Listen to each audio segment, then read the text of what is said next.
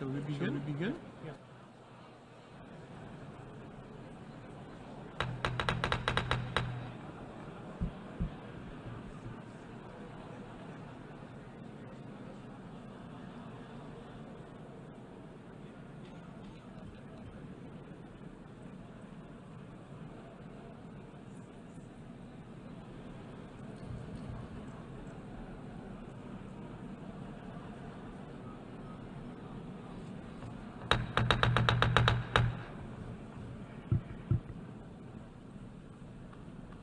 I declare the 10th emergency session of the General Assembly resumed.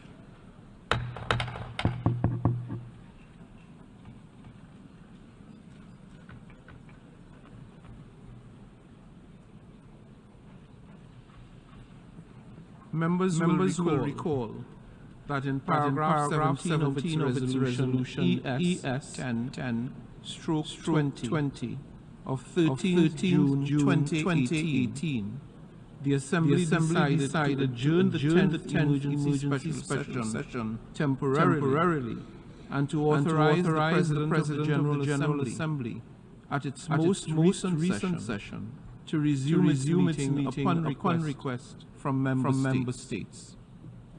In this regard, I should like to draw the attention of delegations to document A/ES-10/958, which contains a letter dated 19th October 2023 from the permanent representatives of Jordan and Mauritania to the United Nations in their respective capacities as chairs of the Arab Group and the Organization for Islamic Cooperation Group, and document A/ES-10/961, which contains a letter dated 18th October 2023 from the permanent representatives of Nicaragua and the Russian Federation and the Chargé d'Affaires ad interim of the Syrian Arab Republic,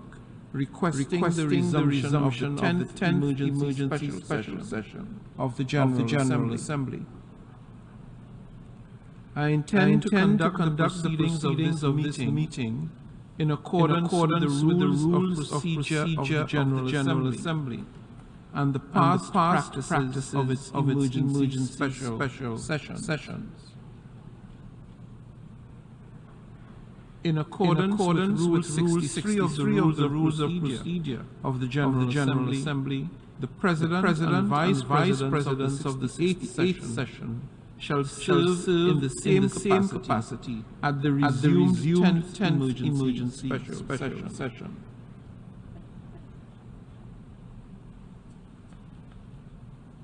May I take it that it is the wish of the General Assembly to decide that the Credentials Committee of the 78th session should serve for the resumed 10th emergency special session.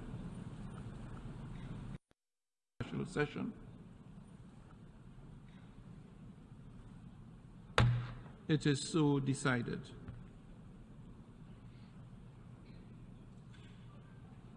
In keeping with established practice, I should now like to invite the attention of the General Assembly to document A/ES-10/959 concerning member states that are in arrears in the payment of their financial contributions to the United Nations within the terms of Article 19 of the Charter. May I take it that the Assembly duly takes note of the information contained in this document? It is so decided.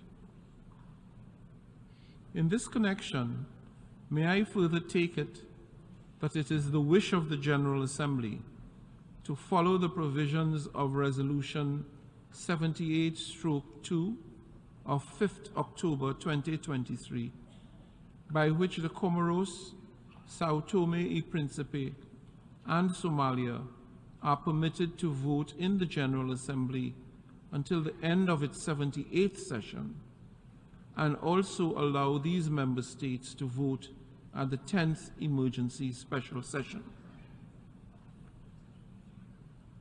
It is so decided. The General Assembly will now resume its consideration of Agenda Item 5, entitled Illegal Israeli Actions in Occupied East Jerusalem and the Rest of the Occupied Palestinian Territory. The President will now deliver a statement.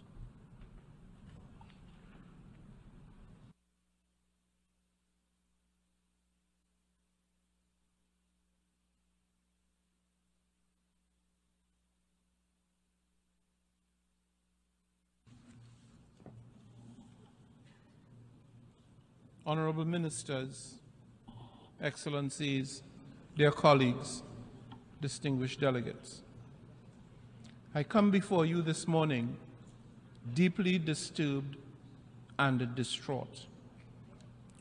Only this Tuesday, we mark the anniversary of the United Nations Charter, the day on which our organization was founded out of the ashes of the most heinous crimes against humanity in history. While there is little to incline us to celebration, we nevertheless honored the values and principles that have anchored our organization these last 75 years. Yet again, we gather amidst the gravest escalation of violence and hostility in the Middle East in decades. Perhaps the most dramatic and difficult to countenance was the Al-Ahi Baptist Hospital attack that killed several hundred people in a single incident. It is an unthinkable crime that must offend our human sensibilities. The worsening tension, the unspeakable violence, the harrowing suffering must end now. I once again condemn the attack on Israel by Hamas on the 7th of October and reject the killings and the taking of civilian hostages, including women, children, and the elderly. The brutality of the Hamas assaults is shocking and unacceptable and has no place, I repeat, has no place in our world. Similarly, I condemn and reject the indiscriminate targeting of innocent civilians in the Gaza Strip and the scale of destruction of critical infrastructure by Israel. The ceaseless bombardment of the Gaza Strip by Israel and its consequences are deeply alarming. The right of self-defense does not and cannot lawfully give license to undertake indiscriminate and disproportionate reprisal. Thousands, especially children, women, and the elderly, are being killed, injured, maimed, and forcefully displaced, and hospitals are running tragically low on basic medical supplies. The rules of war dictate that on the ground, civilians and civilian installations must always be protected at all costs. And here, in this august chamber, our preeminent priority must be to protect and to save civilian lives. It is also regrettable that among the appalling loss of lives are United Nations personnel upon whom this organization depends to provide and deliver critical humanitarian support and other services to millions of Palestinians in dire need. I express my sincere solidarity with all those who have lost their loved ones, their homes, and their sense of security or belonging. And I join the Secretary General in expressing my deepest condolences to the families of the 35 UN staff members who have lost their lives in the noble cause of humanitarian service. I also take this opportunity to pay tribute to the entire UNRWA staff and other humanitarian workers for their continued unwavering and heroic efforts under these very distressing circumstances. Excellencies, all parties to this conflict must abide by international humanitarian law and immediately create the necessary conditions to allow for an opening of humanitarian corridor to the Gaza Strip. We must ensure that urgently needed life-saving assistance reaches those in need, from the delivery of basic foodstuff to the safe passage of humanitarian aid, humanitarian and medical staff. Any action to the contrary, to deprive the people of Gaza unimpeded access to essential livelihood supply, would be a clear violation of their human rights and an affront to international humanitarian law.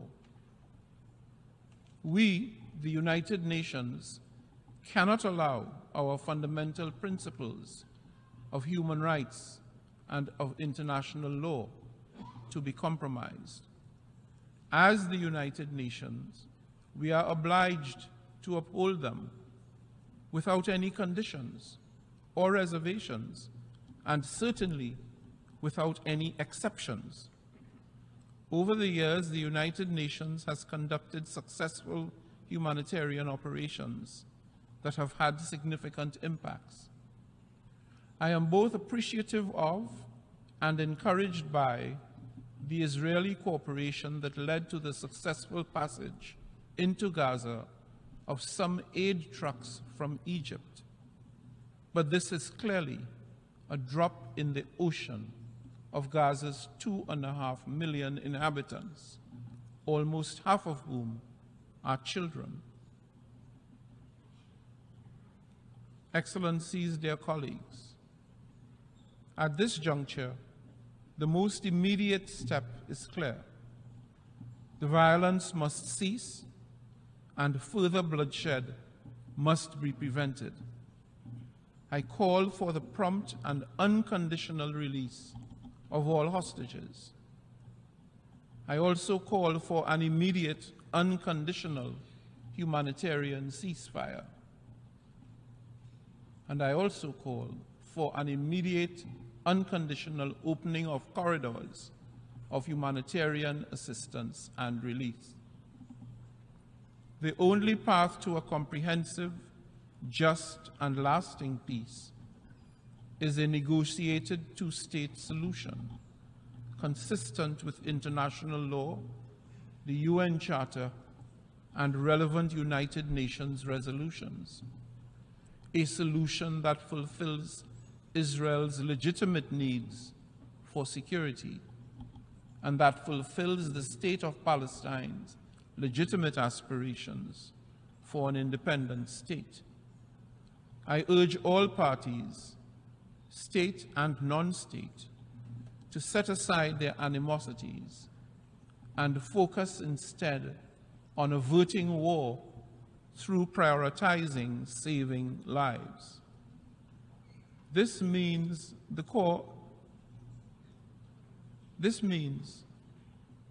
focusing on the core purpose of our charter.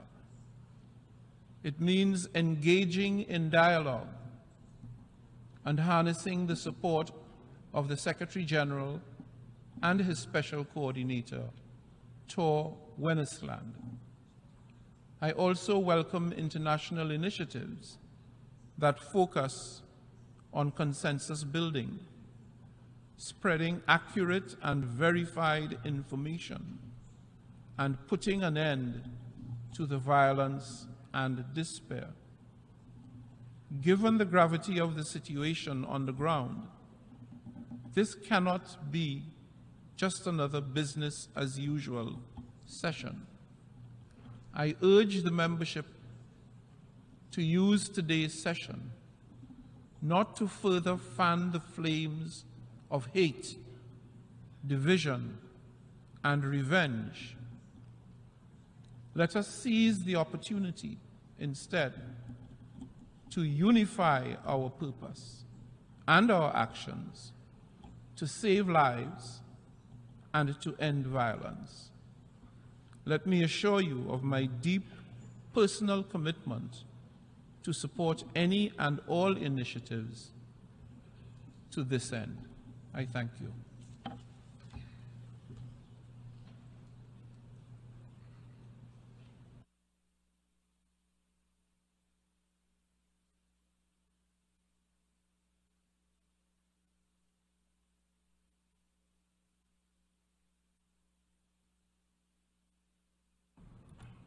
I now give the floor to the distinguished representative of the observer state of Palestine.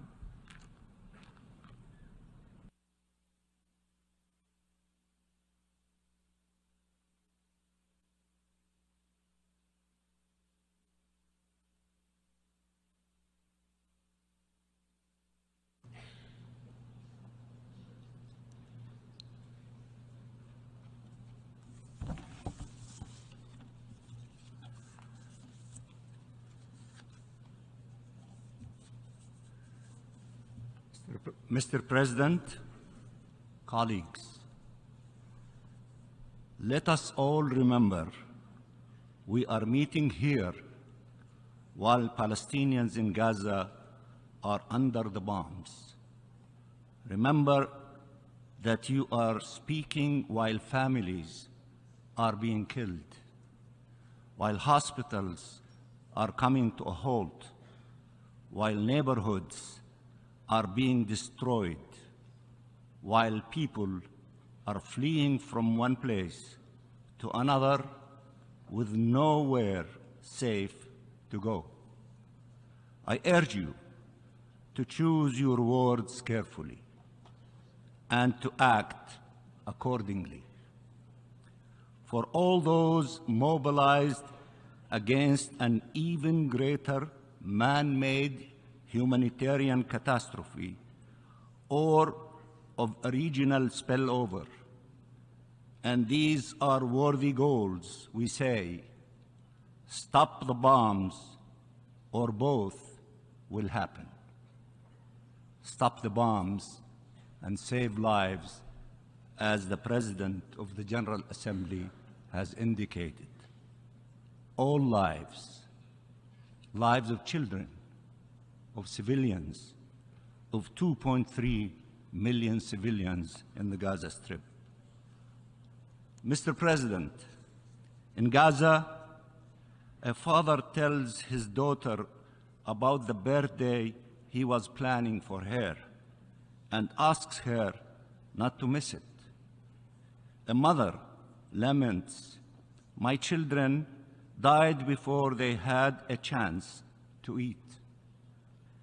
The thoughts that cross the mind of a mother in the face of such grief. 3,000 children in Gaza were killed by Israel in the last almost 3 weeks. I repeat, 3,000 children, innocent children, angels, killed in Gaza during the last 3 weeks. A man embraces his mother and pleads like a child, "Come back, I beg you. Come back, and I will take you wherever you want." He hugs her and can let go. But there is no time to mourn. More death is on the way. 1,700 women were killed by Israel in the last 2 weeks. A young man wrote, "We will not leave Gaza. We will only leave Gaza to join the heavens." A few days later, he did. 7,000 Palestinians have been killed by Israel in the last almost 3 weeks. 70% of all those killed are women and children. Almost all killed are civilians. Is this the war some of you are defending? Let me repeat, is this the war that some of you are defending? Can this war be defended? These are crimes. This is barbarism. If you do not stop it for all those who were killed, stop it for all those whose lives we can still save. Jinan, a little girl under the rubble, shouts at the people coming to rescue her. "What took you so long?" There are 900 Palestinian children under the rubble, alive or dead, wondering what is taking so long, wondering if any help is on the way. Anas, a little boy who is known as Annus, crawled from under the rubble, not to find light, but more darkness, devastations and death all around him. His ordeal has only started, not ended. 1,600 Palestinians are under the rubble, and no one can reach them to save them or bury them. A doctor speaks of a term coined during this war: wounded child with no surviving family. 80 Palestinian families have lost 10 or more of their members.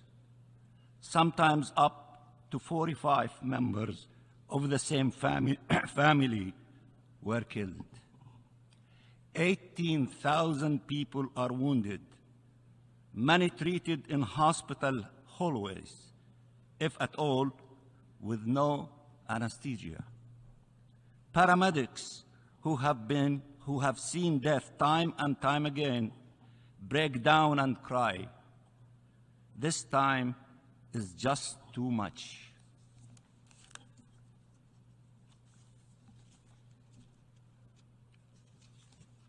UN staff, humanitarian personnel, and doctors are standing their ground and paying the ultimate price for it.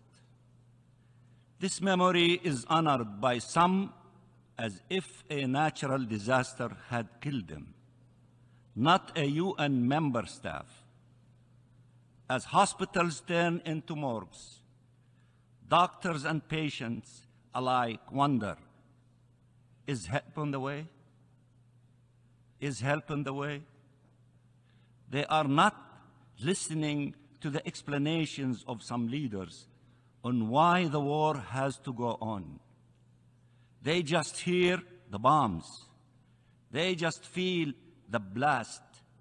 They just face all this death trying to survive or to honor the pledge they took to save lives with no means to do so.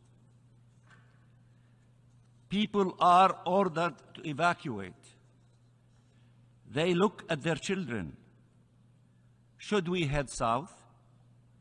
Will we be bombed on the way or once there? Should we go to a hospital courtyard, a UN school, a church, a mosque, sleep in our car in the streets? But bombs are everywhere. What choices do you make as a parent when there are only impossible choices, when death is everywhere, devastation is everywhere. A man stands in front of his house, turned into rubble yet another time. After a long pause, he asks, "How do you bury a house?" Israel has destroyed over 40% of all homes, making an entire population homeless and displaced, 1.4 million people, in the hope to forcibly transfer them outside the territory.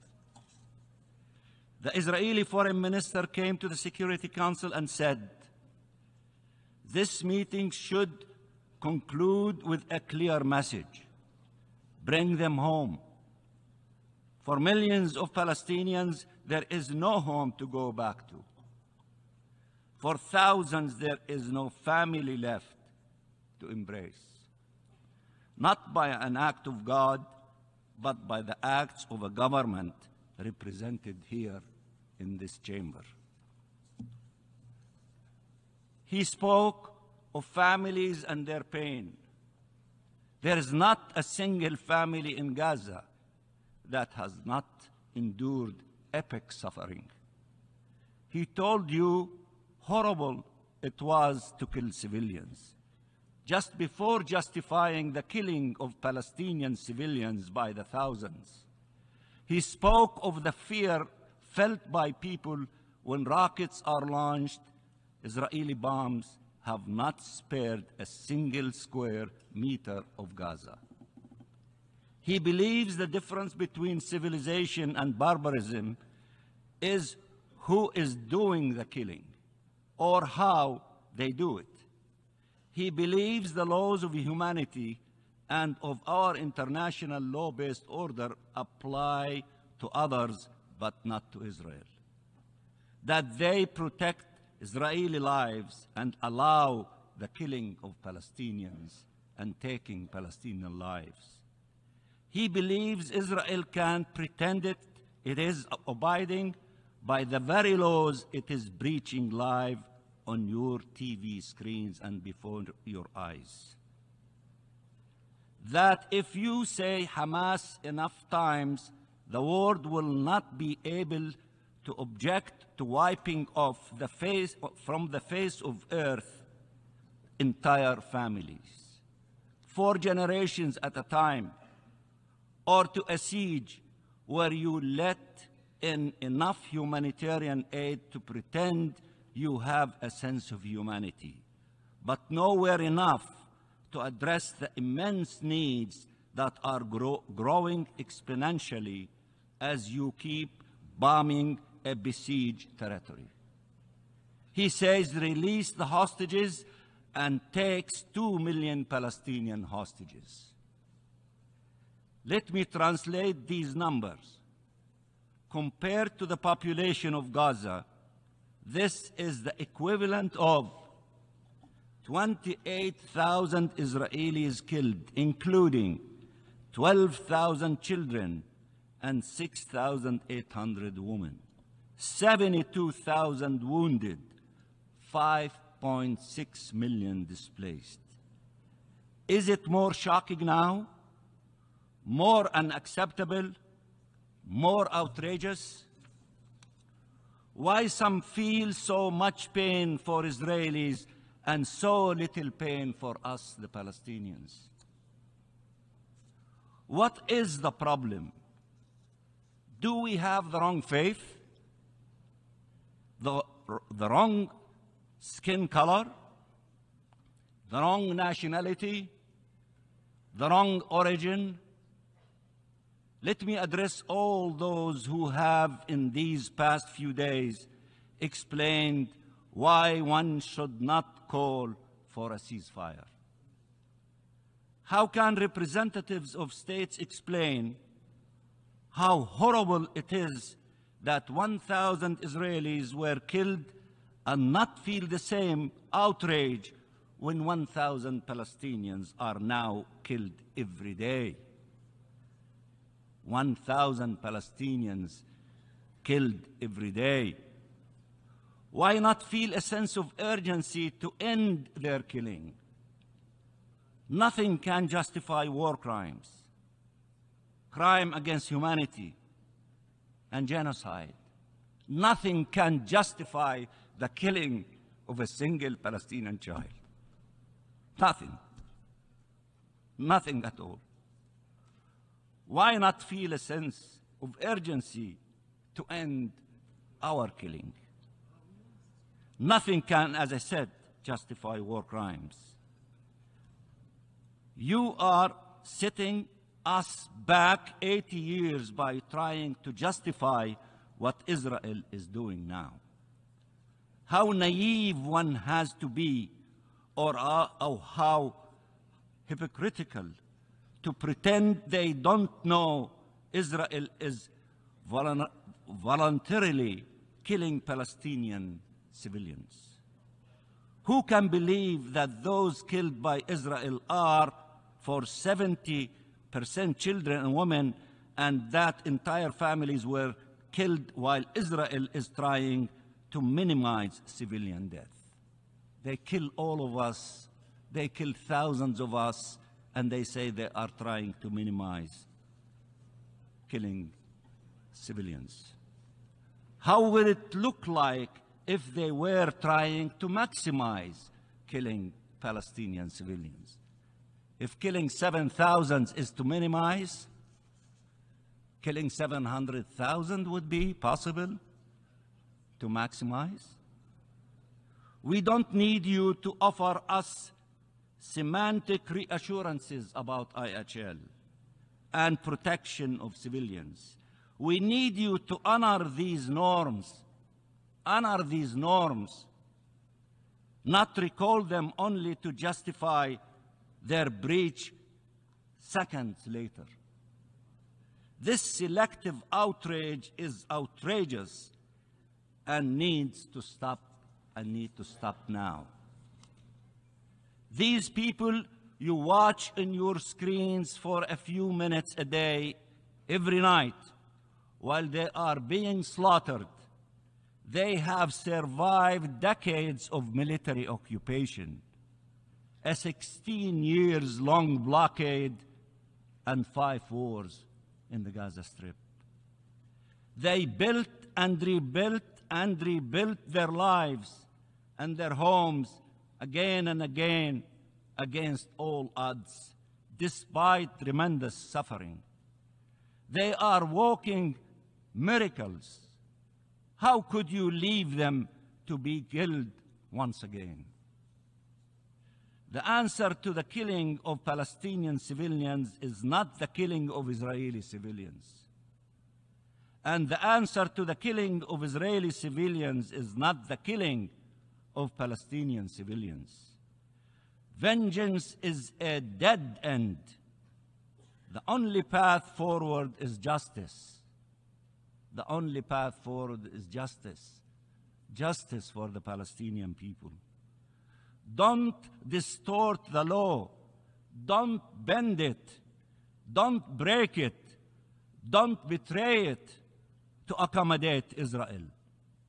Uphold it, and uphold it high. This is what we are here for as a United Nations, to save future generations from the scourge of war. Uphold it for the sake of all nations, for the credibility of these United Nations.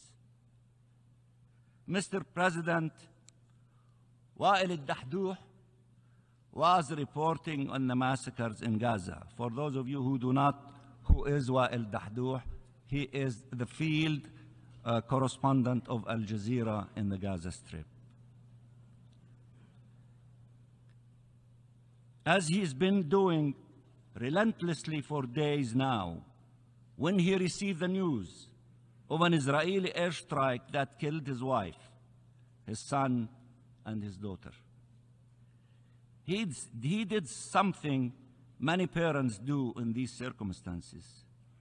He spoke to his son, waiting for an answer that never came.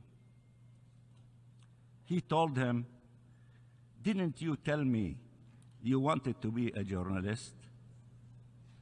His son wanted to be a journalist, even though journalists are targets in Palestine. Remember Shireen Abu Akleh? Now, the dream of the son will haunt the father. Wael said a few words that I want you to hear well. He said, they took their vengeance out on our children.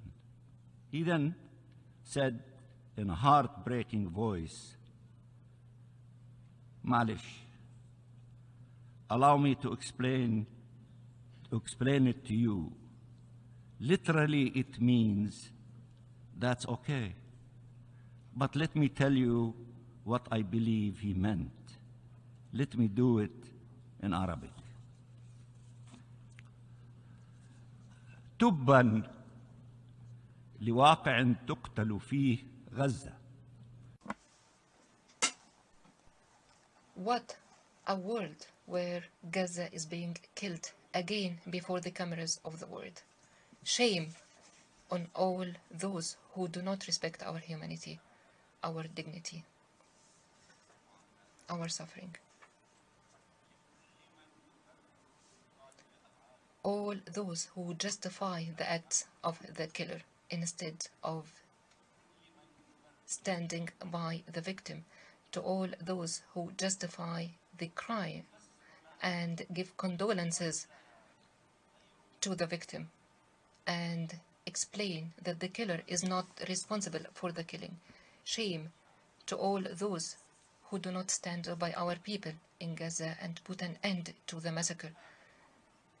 Shame to this forum if a word of truth is not pronounced on it. Shame to the one who will speak after me to defend the wrong and justify the killing of innocent people. There is no justice on this earth. We have God. We have only God to go to.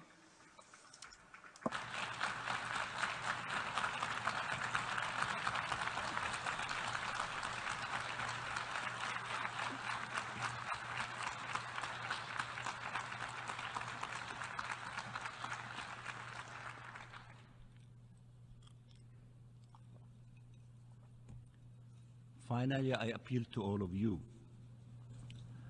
Vote to stop the killing. Vote for humanitarian aid to reach those whose very survival depends on it. Vote to stop this madness. You have a chance to do something, to give an important signal. Choose justice, not vengeance.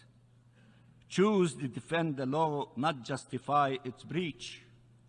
Choose peace, not more wars. Vote to put an end to almost 3 weeks of the worst double standards we have seen in decades. To restore some credibility of this place and the rules it is supposed to embody. Do not miss this chance. Lives are hanging in the balance, and every life is sacred. Please save lives, save lives, save lives. Vote for our draft resolution, and I thank you.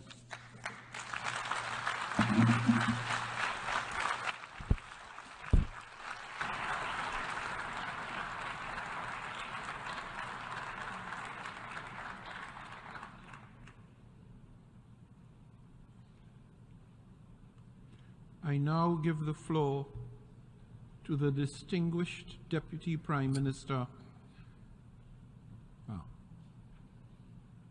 I now give the floor to Israel.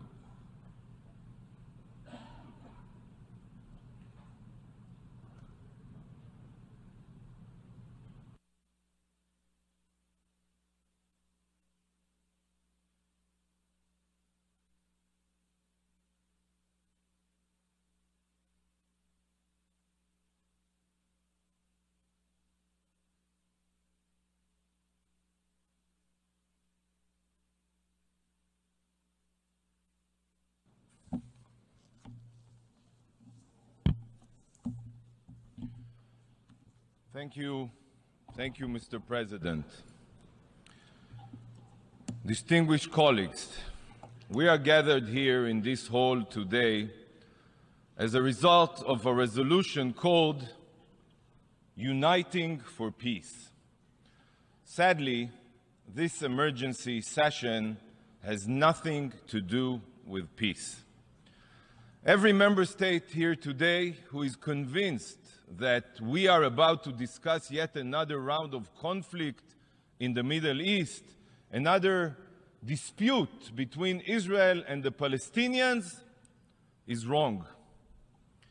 The October 7th massacre and what ensued has nothing to do with the Palestinians. Nothing. It has nothing to do with the Arab-Israeli conflict or the Palestinian question. This is not a war with the Palestinians. Israel is at war with the genocidal jihadist Hamas terror organization. Only. It is the law-abiding democracy of Israel against modern-day Nazis. These are the facts. Hamas do not care about the Palestinian people. They do not care about peace or dialogue. Hamas has only one goal: to annihilate Israel and murder every single Jew on the face of the earth. Their original charter makes this very clear. I'll read you a few lines. Israel will exist and will continue to exist until Islam will obliterate it. Another quote: there is no solution for the Palestinian problem except by jihad. Another quote: the day of judgment will not come about until Muslims fight Jews and kill them. Friends, on October 7th, it became clear to the entire world that Hamas's charter was not a compilation of empty words. It was an action plan. An action plan. Imagine a bright sunny day, clear skies, music in the air, young people are dancing, a rave, a concert for peace. Yes, for peace. It is early morning on the holy Sabbath. The sun has just risen to mark a new day. It is also a festive Jewish high holiday, Simchat Torah. Simchat Torah means the joy of the Torah, where we celebrate the book of books, our holy Bible.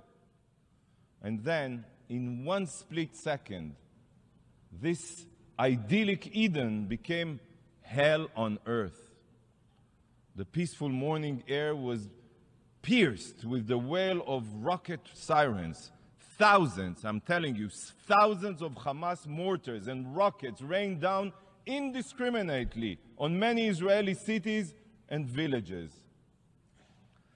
But the rockets were only cover for the pogrom that followed. Barbaric Hamas terrorists invaded Israel from the sea, the land, and the air. They came with one purpose only: to savagely murder every living thing they encountered. Hamas Nazi murders went from house to house with hit lists.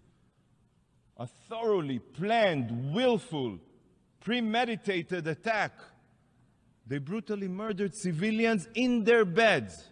They drove pickup trucks with machine guns. Yes, we all remember, just like ISIS, and fired blindly at hundreds of young people at a concert. 300 were burned alive or butchered in that concert. Much of what remained were clumps of flesh and bloody limbs. Parents had to bring their children's toothbrushes for DNA so they could figure out whose limb belonged to who. These Hamas monsters raped women and children, parading naked girls that they raped and bodies that they defiled through the streets of Gaza, while thousands, and I'm telling you, thousands, you can see the footage, jeered and cheered. The savages tortured small babies. Just like the Nazis, Hamas terrorists removed infants from their cribs. Yes, we have it on video. Swung them repeatedly against the ground until their skulls became a pulp. Children were murdered in front of their parents, and parents in front of their children. I've seen a video of a terrorist filmed by himself, who tossed a grenade into a bomb shelter with a father and his two young boys inside. The father was killed instantly, and the two boys ran out of the shelter screaming that their father is dead and that they want to be dead too. All this is occurring, believe it or not, as the monster who murdered their father calmly helps himself to the contents of the family's fridge. Yes, no horror movie compares to the pure brutality that Hamas carried out. No, none. Amit Man, a 22-year-old from Kibbutz Be'eri, and a paramedic for Magen David Adom, Israel's Red Cross. She dedicated her life, literally, and you will understand why, to saving others. When the Hamas monsters invaded the kibbutz, Amit ran to the clinic to treat as many wounded as she could. For hours, Amit worked non-stop trying to save lives. She knew the sadistic terrorists were outside her clinic because she heard the gunfire, but she stayed there.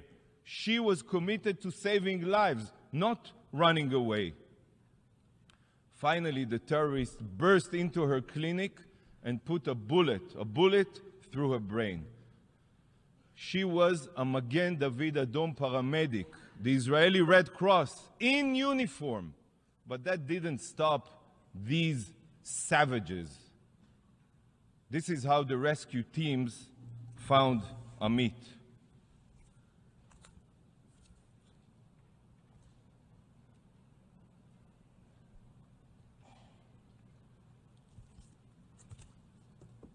Ambulances were set on fire. Not one, many. Dozens of Magen David Adom medical teams were intentionally targeted on their way to tend to the wounded, and many other paramedics were murdered. Barzilai Hospital in my hometown city, Ashkelon, in Israel, suffered direct hits from Hamas rockets. Not for the first time. Hamas has been deliberately firing rockets at it for years, intentionally. Yet, not a single condemnation of this barbarity has been mentioned here. Not here, not by the Security Council, not by the Secretary General, and not by this absurd resolution.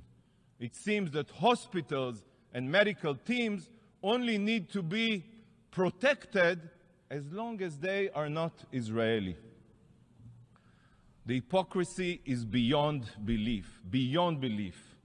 The brutal ISIS-like monsters abducted over 220 hostages from Israel and dozens of other countries, including babies, children, persons with disabilities, the elderly, and Holocaust survivors. Kfir Bibas is 9 months old. 9 months old, and he is being held right now in Gaza as a hostage. 9 months old.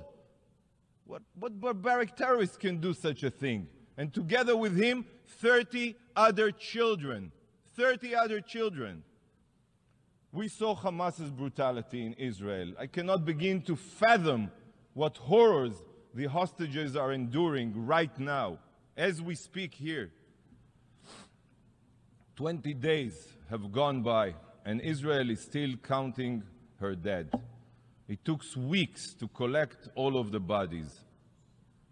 Some bodies are burnt like pieces of coal. It is almost impossible to identify them. Countless burned bodies have been found with ash in their throats, meaning they were still alive when lit on fire, intentionally, by the Hamas terrorists. A clump of charred human remains that was burned beyond recognition was found. At first, the medical personnel couldn't figure out what they were looking at.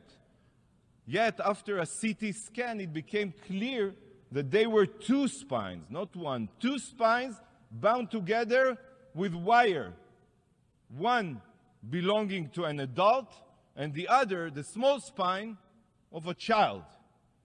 So just try to imagine that parents feeling as they and their child were burning alive. The painful screaming of the love of their life was the last thing they heard, the last thing.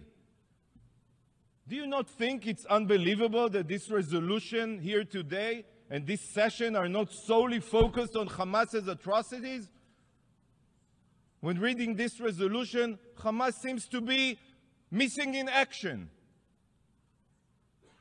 The drafters of the resolution claim to be concerned about peace, yet the depraved murderers who initiated this war are not even mentioned in the resolution, not even mentioned.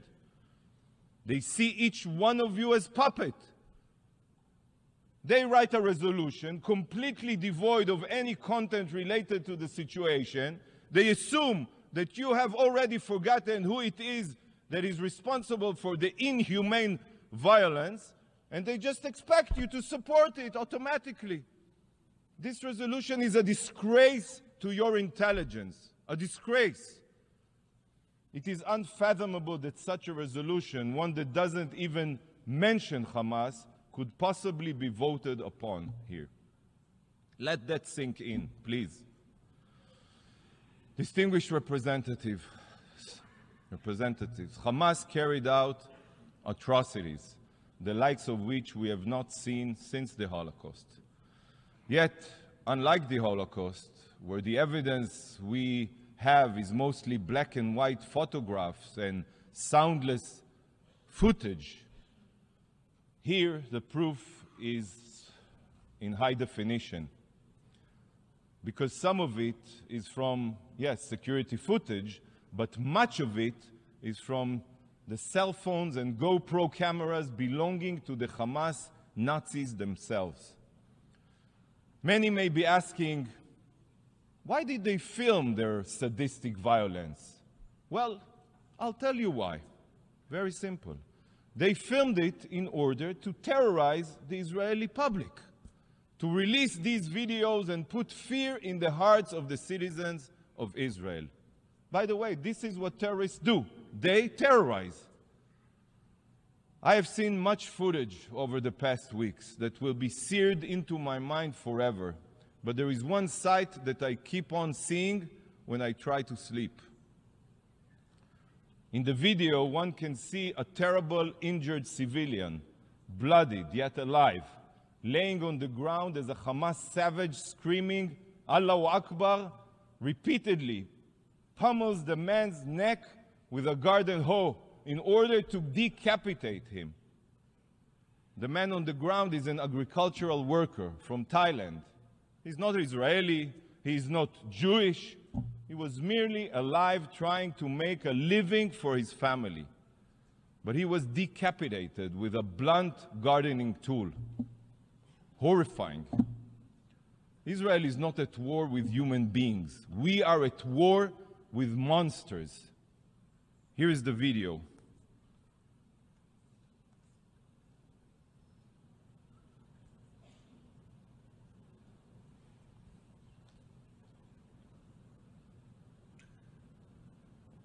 هات سكينة هات سكينة هات سكينة هات سكينة هات أنا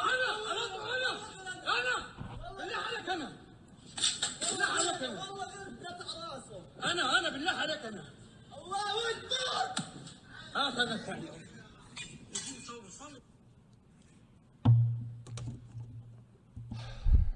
My mission distributed and will continue to distribute QR codes with a direct link to files where you can see this horror and many other Hamas atrocities.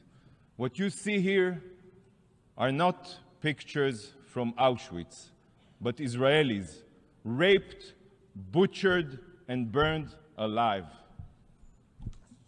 This is not Auschwitz. This is Hamas. There are no words in the English language, in any language, to describe the evil that we all just witnessed. And the reason it is not describable is because it has no place among humankind. Over 1,400 have been slaughtered, 1,000 injured, and over 220 hostages are being held right now by Hamas ISIS terrorists. To say that this is Israel's 9/11 would be an understatement. Proportionally, the death toll of this atrocity is 15 times bigger than 9/11. By the way, our enemies are not 7,000 miles away, they are 7,000 feet away, in our own backyard. So for this reason, Israel's mission is to eradicate this evil from the earth. Eradicate. ISIS was the Islamic State of Iraq and Syria, and Hamas is the Islamic State of Gaza. So just as was done with ISIS, Hamas must be no more. Our goal is to completely eradicate Hamas's capabilities, and we will use every means at our disposal to accomplish this. Not for revenge, no. Not for retaliation, no. But to ensure that such depravity, such atrocities never occurs again. Israel is at the forefront of the war on radical jihadist terror. And if Israel doesn't succeed in obliterating Hamas's terror capabilities, the whole world will pay the price. Hamas's genocidal ideology, just like ISIS, Al-Qaeda, or the Ayatollah regime in Tehran of Iran, is not just about destroying Israel. You all know it. It is ultimately about world domination. It is about bringing the jihad war to the soil of each and every one of your countries. They will not stop until they murder all of the infidels, as they call us. Colleagues, for the past 16 years, the international community and the UN have been complacent to Hamas's terror buildup in Gaza. Complacent. The world has kept its head in the sand as Hamas embedded its missiles and rockets deep within and under the civilian population of Gaza. It accepted an absurd reality that a law-abiding democracy could live side by side with cancerous genocidal terrorists that fire tens of thousands of missiles indiscriminately at our civilians, unprovoked. We have seen that nothing can change Hamas's genocidal ideology. Sadly, not the rehabilitation of Gaza, not economic incentives, not any promise of a brighter future. The UN tried. Many of you tried. But everyone failed. Everyone failed. And you know why? Because nothing can change a genocidal ideology. Nothing. There is only one solution to curing a cancer. It is the evisceration of every cancerous cell. The international community has poured billions of dollars into Gaza. And it all went to Hamas's war machine. It went to its subterranean city of terror. It went to its missile manufacturing facilities. And you remember, 18 years ago, Israel unilaterally withdrew from all of Gaza. We withdrew from all of Gaza. Hamas could have invested the international funding it received into building power plants, water desalination plants, every other civil infrastructure. But no. Instead, Hamas exploited every inch of the Gaza Strip for their violent goals. Because to Hamas, Gazan civilians are nothing more than mere cannon fodder, human shields who in death become pawns for Hamas's libelous propaganda campaign. Hamas is counting on you. They are certain that despite the terror and massacre, the UN will still come to their rescue and prevent Israel from defending itself. Friends, Israel is on a rescue mission to save our hostages, to save our future, and to save the people of Gaza from their savage tyrants. A rescue mission. And colleagues, the rescue mission can end quickly. Now, it can end now. No need for complicated, empty resolutions. It can end now. Should Hamas put down their arms, return our hostages, and turn themselves in, this war will end without one more shot being fired. Not even one. Why do you not unite and call on Hamas to do this? If the drafters of this resolution truly want peace, if they truly want an immediate solution, then why do they not demand this of Hamas? Instead, this resolution does the exact opposite of finding a solution. The exact opposite. Rather than promoting peace, it only ensures more violence. It should be called uniting for terror, not uniting for peace. Israel has been attacked and continues to be attacked. This is a fact right now in the south from Hamas and in the north from Hezbollah. Meanwhile, the resolution calls for an immediate ceasefire. A ceasefire means giving Hamas time to rearm itself so they can massacre us again. This is not speculation. They will do so. You all know this. Any call for a ceasefire is not an attempt at peace. It is an attempt to tie Israel's hands, preventing us from eliminating a huge threat to our citizens. But the resolution's distortions go even deeper than that.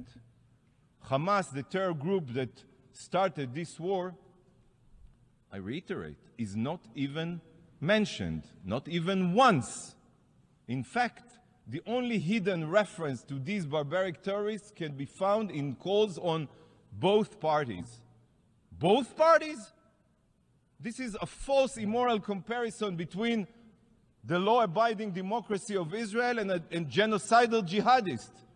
And the drafters are counting on the fact that each and every distinguished representative here will blindly go along with their ploy. This resolution is an insult to your intelligence, and the only place this resolution belongs is in the dustbin of history. The dustbin of history. But colleagues, this resolution is not the only thing here today that is detached from reality.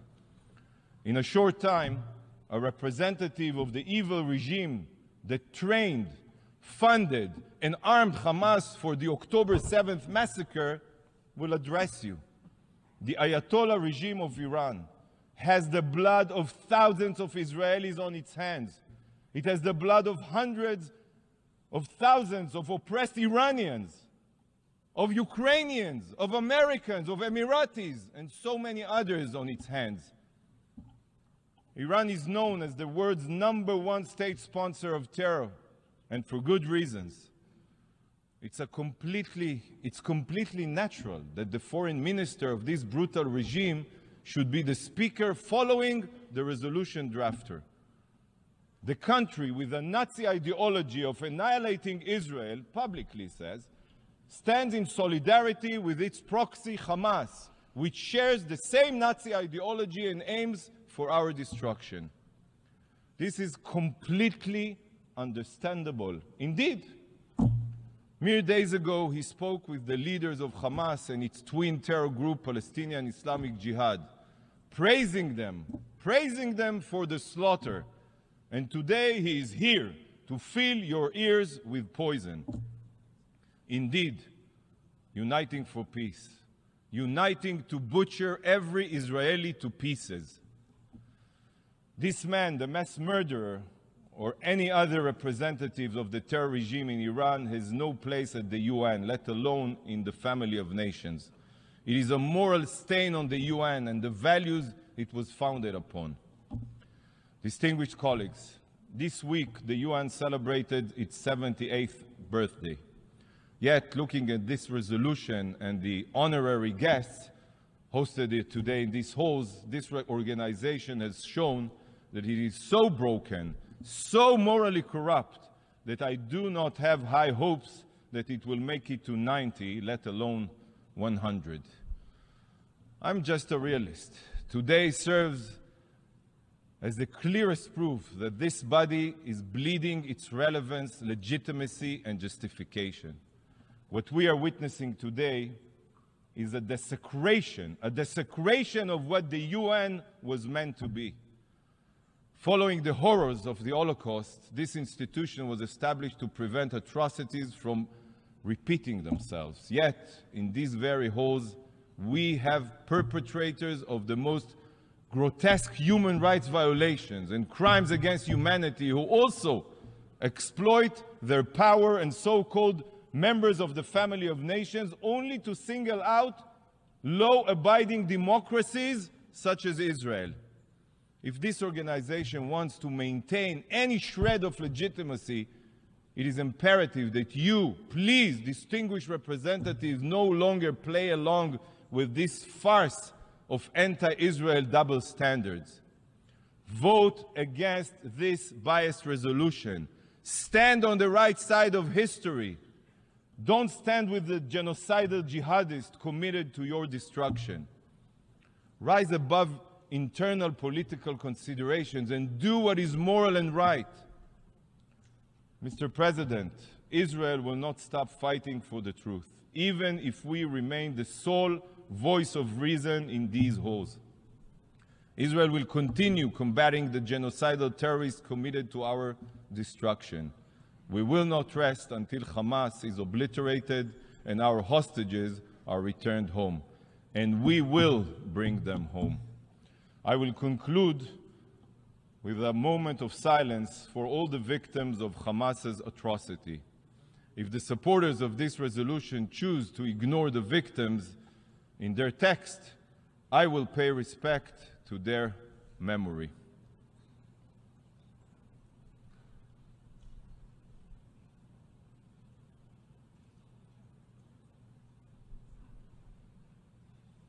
Thank you, Mr. President.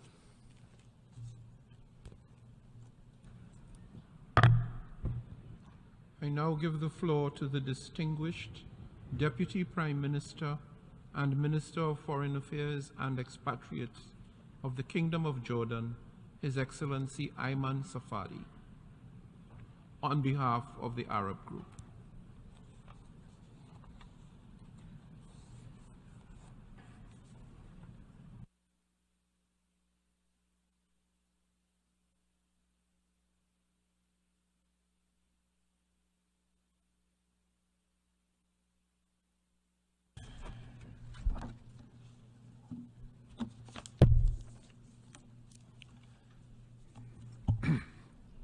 Bismillah ar-Rahman ar-Rahim.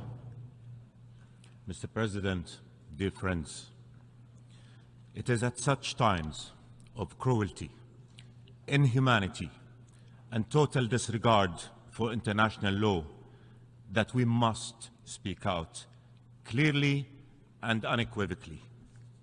There is no room for gray areas here. We must stand for life, for justice, for peace. We must stand against this war in Gaza and the humanitarian catastrophe it is causing. We must stand on the side of our human values and for the charter of these United Nations. History will judge us. Let us not fail the Palestinian people, a besieged people, an occupied people whose days start with death and end with death, whose nights are engulfed by a total blackout, punctured only by the lightning of Israeli missiles, taking away their lives, shattering their dreams, killing their hope. Say no to war. Say no to the killing. Call out war crimes. Defend the right of Palestinian children, women, the elderly, to food, to water, to medicine, to fuel.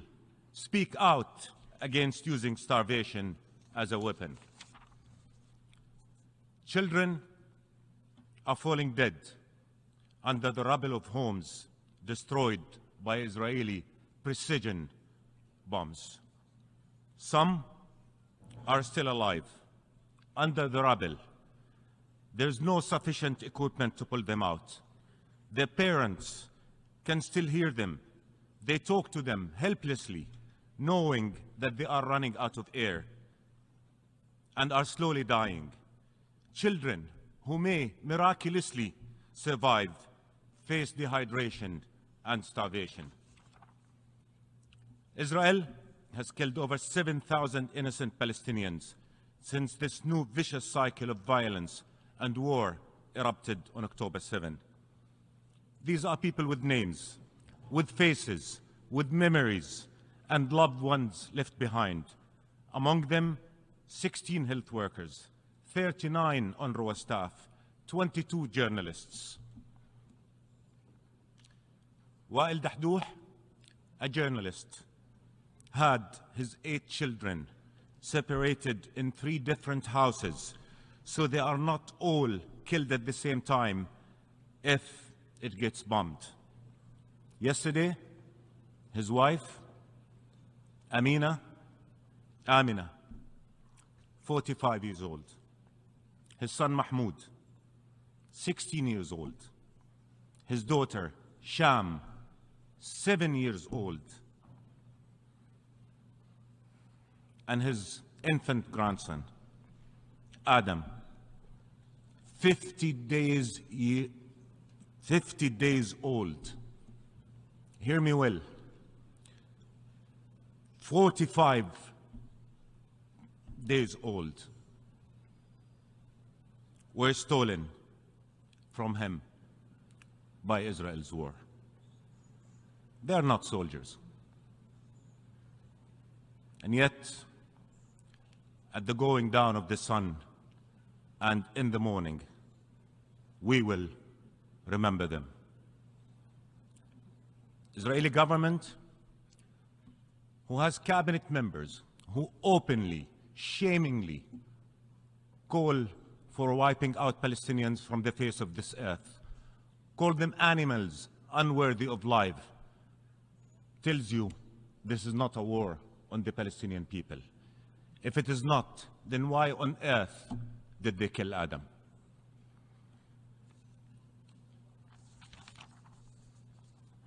عليه وعليهم. Upon them and upon all of those who have ascended to the heavens, may God's blessings remain.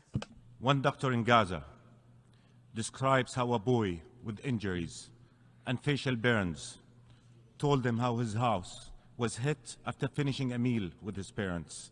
His father, sitting next to him, he says, was killed outright. His mother suffocated in the smoke. I don't have videos to show you. We respect the dead too much. We respect the pain of their families too much to show videos. But check out your mobiles. Thousands of videos depicting the abomination, the horror, the inhumanity to which thousands of Palestinians are being subjected and have been subjected. Israel is making Gaza a perpetual hell on earth. The trauma will haunt generations to come. And dear friends, don't be fooled. Don't let them tell you that this is a war between Muslims and Jews. I stand before you as a Jordanian, as an Arab, as a Muslim, and I tell you, we value life, Muslim life, Christian life, Jewish life. We value the sanctity of life. The Israeli representative did not say a word about Palestinian lives shattered in this war. Yet the Palestinian one before him, and I do, and I say, we care about all lives, about all civilians, Muslims, Christians, Palestinians, Jews, Israelis, all lives.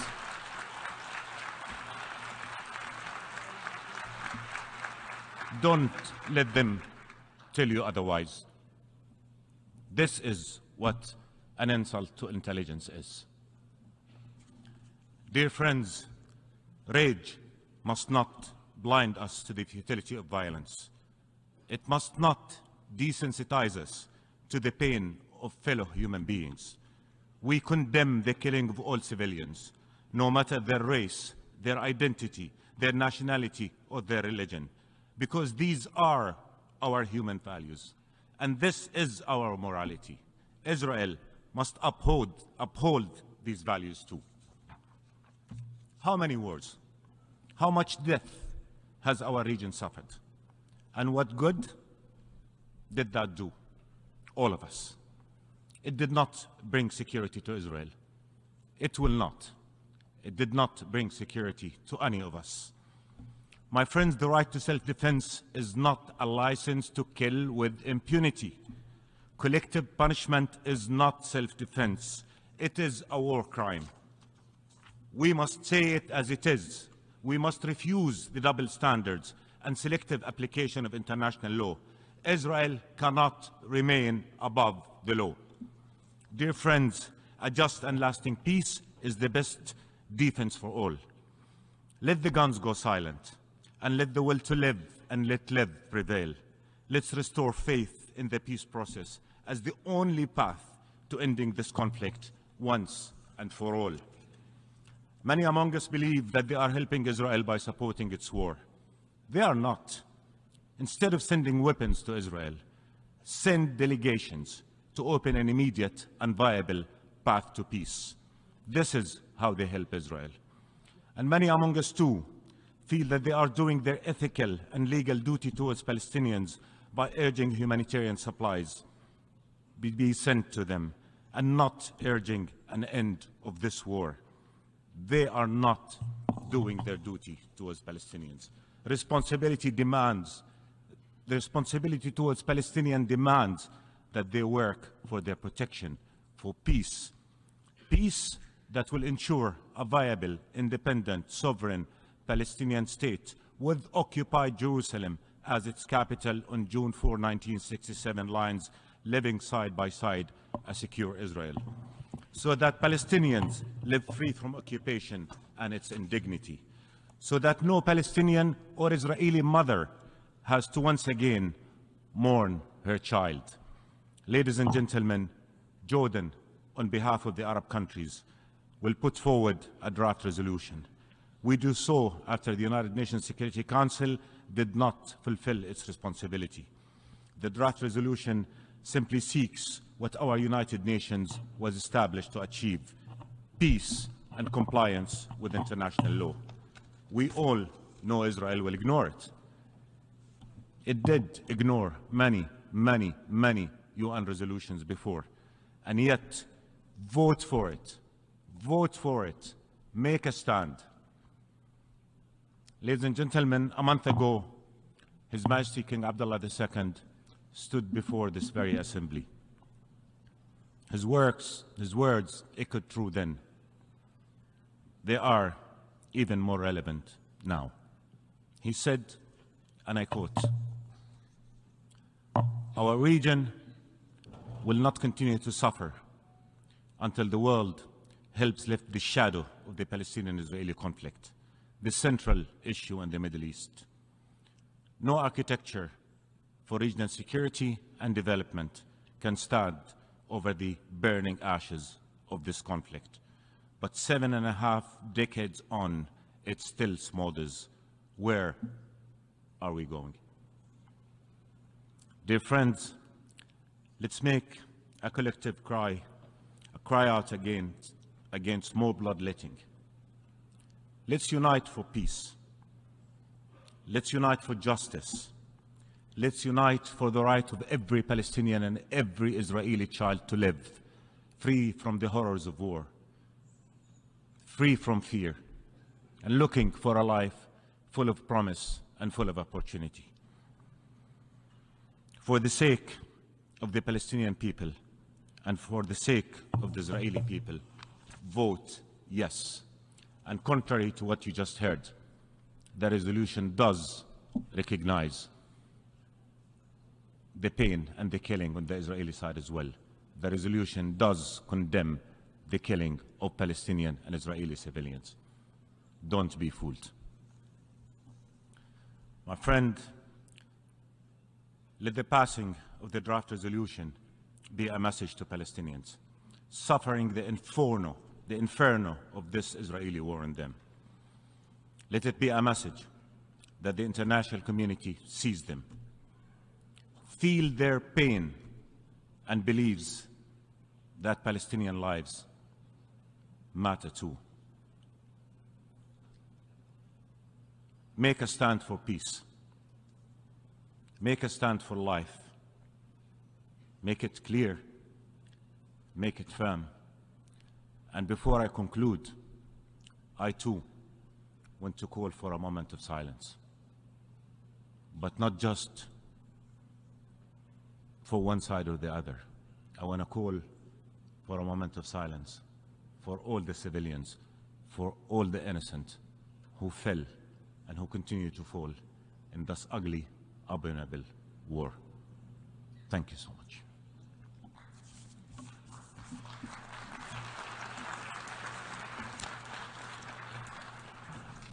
I thank the distinguished representative of the Kingdom of Jordan, and I now give the floor to His Excellency Hussein Amir Abdullahian, the Minister of Foreign Affairs of the Islamic Republic of Iran.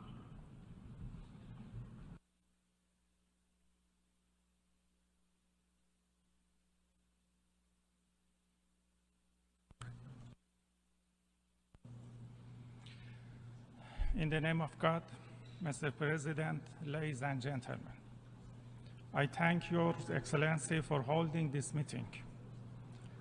The world knows that the Islamic Republic of Iran plays the most constructive role in helping peace and security, as well as fighting terrorism and ISIS. Mr. President, it has been 3 weeks that we have been witness to the war crimes and genocide of the occupying Israeli regime in Gaza and the West Bank of Palestine. The United States and several European countries have sided with the occupying regime of Israel without observing the UN Charter and international law.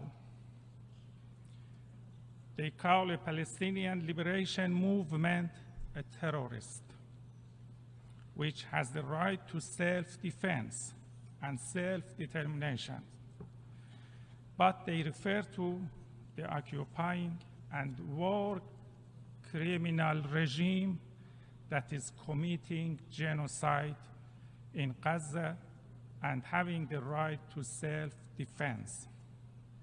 Unfortunately, this is the state of our world today. This is the situation of the Security Council, which was supposed to try to establish world peace and security.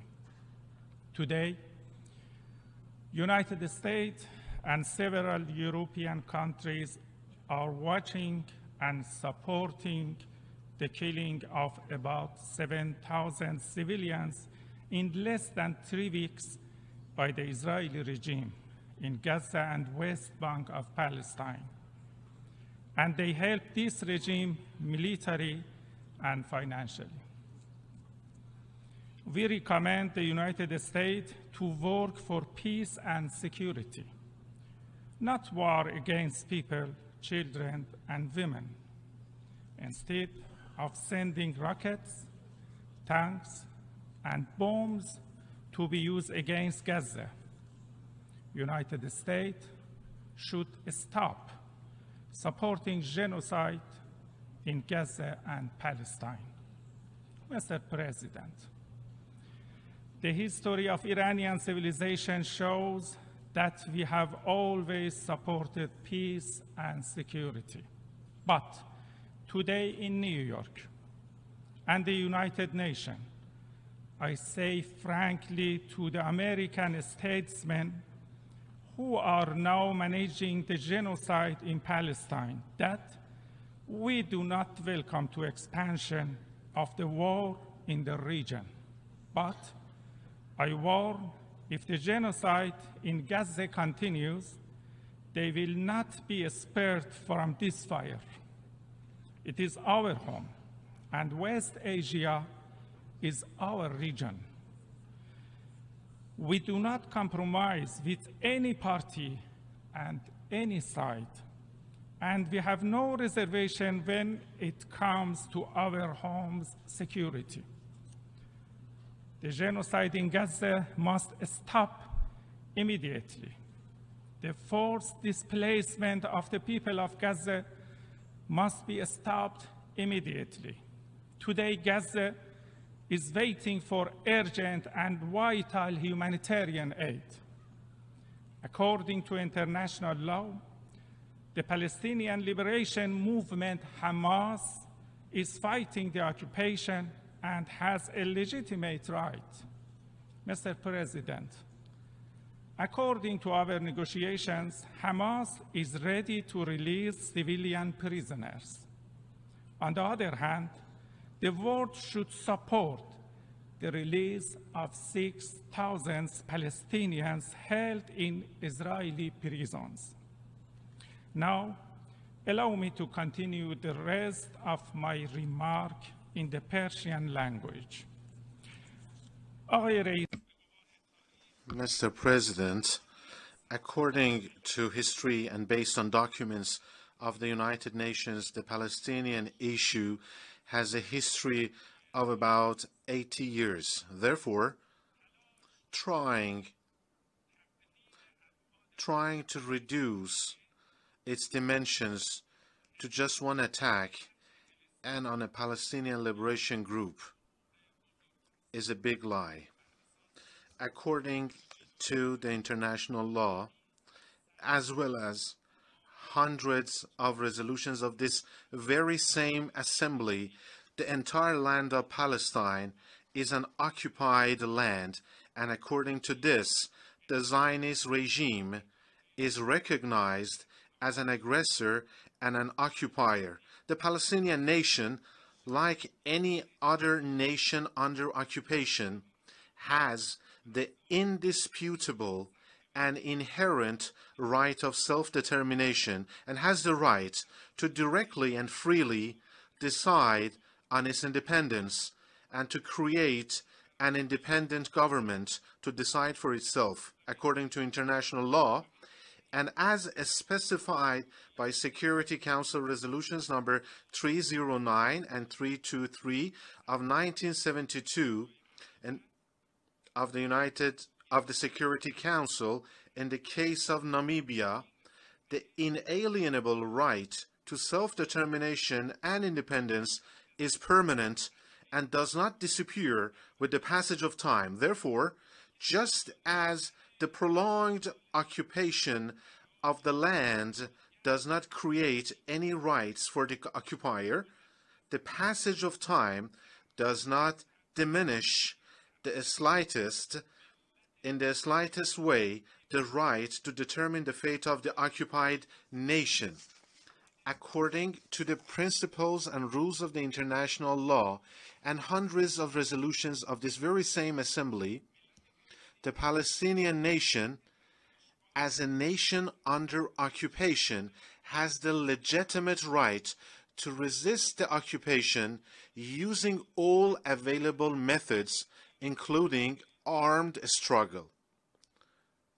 Therefore, the recent hypocritical efforts to introduce the struggle of the Palestinian nation against the occupiers as terrorist actions will not deceive the free nations and the awakened consciousness of the world.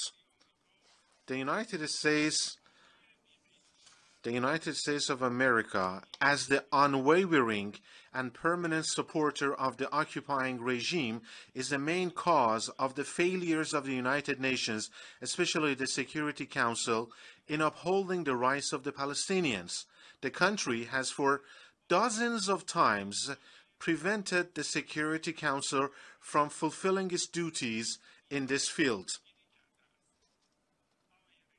Mr. President, we believe that the complete and comprehensive solution to the Palestinian issue is only possible through the full realization of the inalienable right of this nation to self-determination and the establishment of an independent Palestinian state in all of the Palestinian territories and with Al-Quds as its capital. The entire land of Palestine, from the sea to the river, belongs only to the original Palestinians, including Christians, Jews, and Muslims. And no institution or country has the right or can give any part of it, of this land, to another person or group. The Islamic Republic of Iran believes in the right of the Palestine to resist against occupation, has offered a political and democratic initiative which includes the holding of a referendum for self-determination amongst the original residents of Palestine, including Jews, Christians, and Muslims, which has been registered by the UN as well. The essence and nature of the Zionist regime is based on aggression, occupation, crime, lies, and deception. So far, this regime has launched more than 20 wars in the region, invaded, without any exception, all its neighbors, attacked a number of countries outside its immediate region and neighborhood, and it still occupies the territory of some other Arab countries, in addition to Palestine. It has committed all the four main international crimes, namely aggression, war crimes, crimes against humanity, and genocide. Not once, but many times, and in some cases, all four crimes simultaneously. And to advance his illegitimate goals, it has failed to adhere to any humane principles or legal rules. Ladies and gentlemen, we must see reality as it is. And the reality is that brutal occupation has transformed into brutal and deep apartheid. It is this terrible combination of chronic occupation and deep apartheid that gives the occupying regime the psychological permission to butcher and mass kill the people under occupation. Therefore, now is the time to consider the real face of this regime and see it as it is, as the General Assembly did in 1975 through resolution number 3379 by identifying Zionism as apartheid and racism. Mr.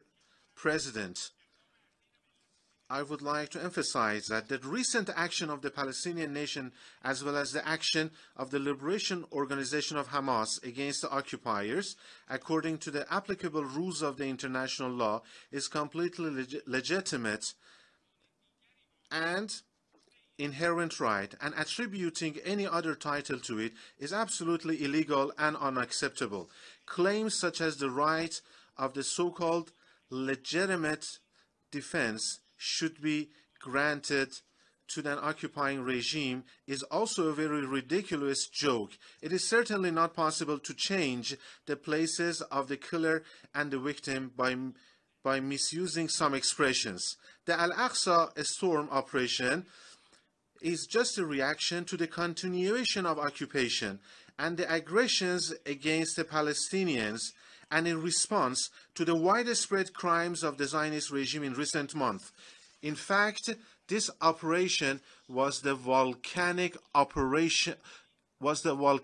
eruption of the concentrated anger of the entire Palestinian nation against 75 years of continuous and widespread crimes by the Zionist regime, especially in recent months by the Netanyahu government. According to international law, resisting aggression and occupation, including by armed means, is the inherent and legitimate right of the Palestinian of any nation, including the Palestinian nation, and it does not require the permission or order of any country or institution to exercise it. The place and how to exercise this right is based on the recognized international law. Those who repeatedly speak about the necessity of avoidance of an expansion of this conflict, and of course the Islamic Republic of Iran, we have never been after the expansion or the spread of war, and we will never be supporting it. But if, in the truest sense of the word, they don't want this war to spread out, they need to pressure the Zionist regime to fully and immediately stop the war crimes of the Israeli regime if they don't want the conflict to spread out. The recent statements of the official and military authorities of the Zionist regime and its actions in Gaza prove that the killing of more than 7,000 civilians, of which more than 62% are children and women, and the wounding and maiming of more than 17,000 civilians, completely cutting off water, electricity, fuel, food, and medicine to a population of several million, and preventing any effective assistance to them, and brutally and extensively destroying residential places, mosques, churches, hospitals, and infrastructure facilities, have been carried out completely, deliberately, and with an intent of revenge and collective punishment, which are explicitly prohibited under international law, and leave no room for doubt that these actions are a clear violation of international law and a clear example of the crime of aggression and war crimes, and also crime against humanity and genocide. Mr. President, ladies and gentlemen, the actions of the United States, too, which directly participates in this battle through financial and armed support, as well as direct military action and effective political support, are a clear violation of the Charter and international legal obligations of that country, and as a result hold it internationally responsible. In addition, why the United States itself is actually and in practice and directly involved in committing crimes against Palestinians, it is not in a position to invite others to exercise self-restraint and refrain from spreading the war. Therefore, we strongly warn against the uncontrollable consequences of the unlimited financial, arms, and operational supports by the White House to the Tel Aviv regime, which have led to the expansion and added to the severity of the bombardments of the civilians and the Palestinian women and children in Gaza and the West Bank. The current developments in Palestine also clearly prove that the only result of any normalization of relations with Tel Aviv is tantamount to ignoring the legitimate and historical rights of the Palestinian nation. But any kind of normalization of ties with the Israeli regime is doomed to failure. Preventing the escalation of the Palestinian situation, especially considering the current turbulent and tumultuous conditions in different regions of the world, is a global and collective responsibility. We, on our part, are ready to play a more serious role in this field in line with our recent efforts in order to restore peace and security in the west of Asia.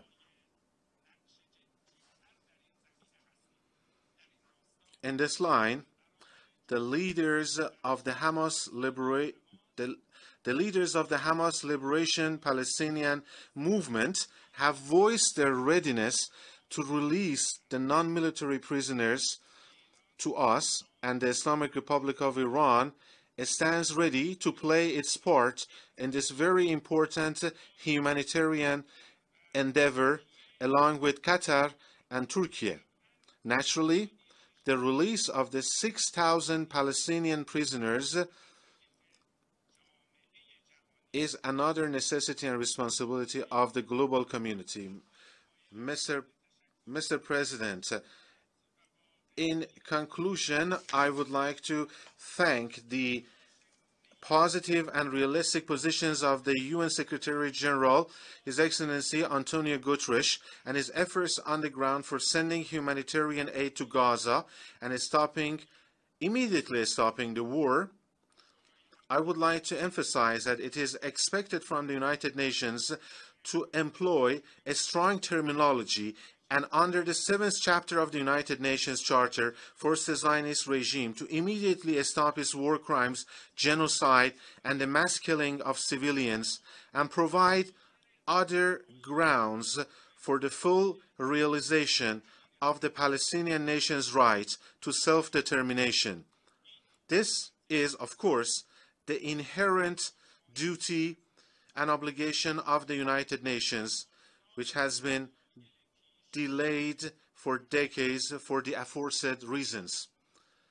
Now, we all expect the current meeting of the General Assembly that has been held to delve into the Gaza and Palestinian crisis.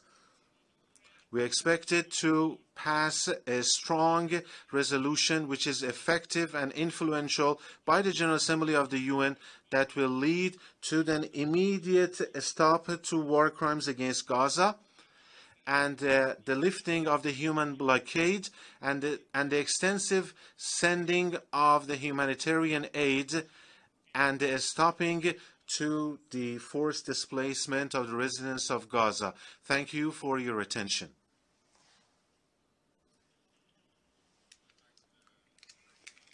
For Foreign Affairs of the Islamic Republic of Iran, I now give the floor to His Excellency Jean Oktober, Minister of Foreign Affairs for Luxembourg. Your Excellency.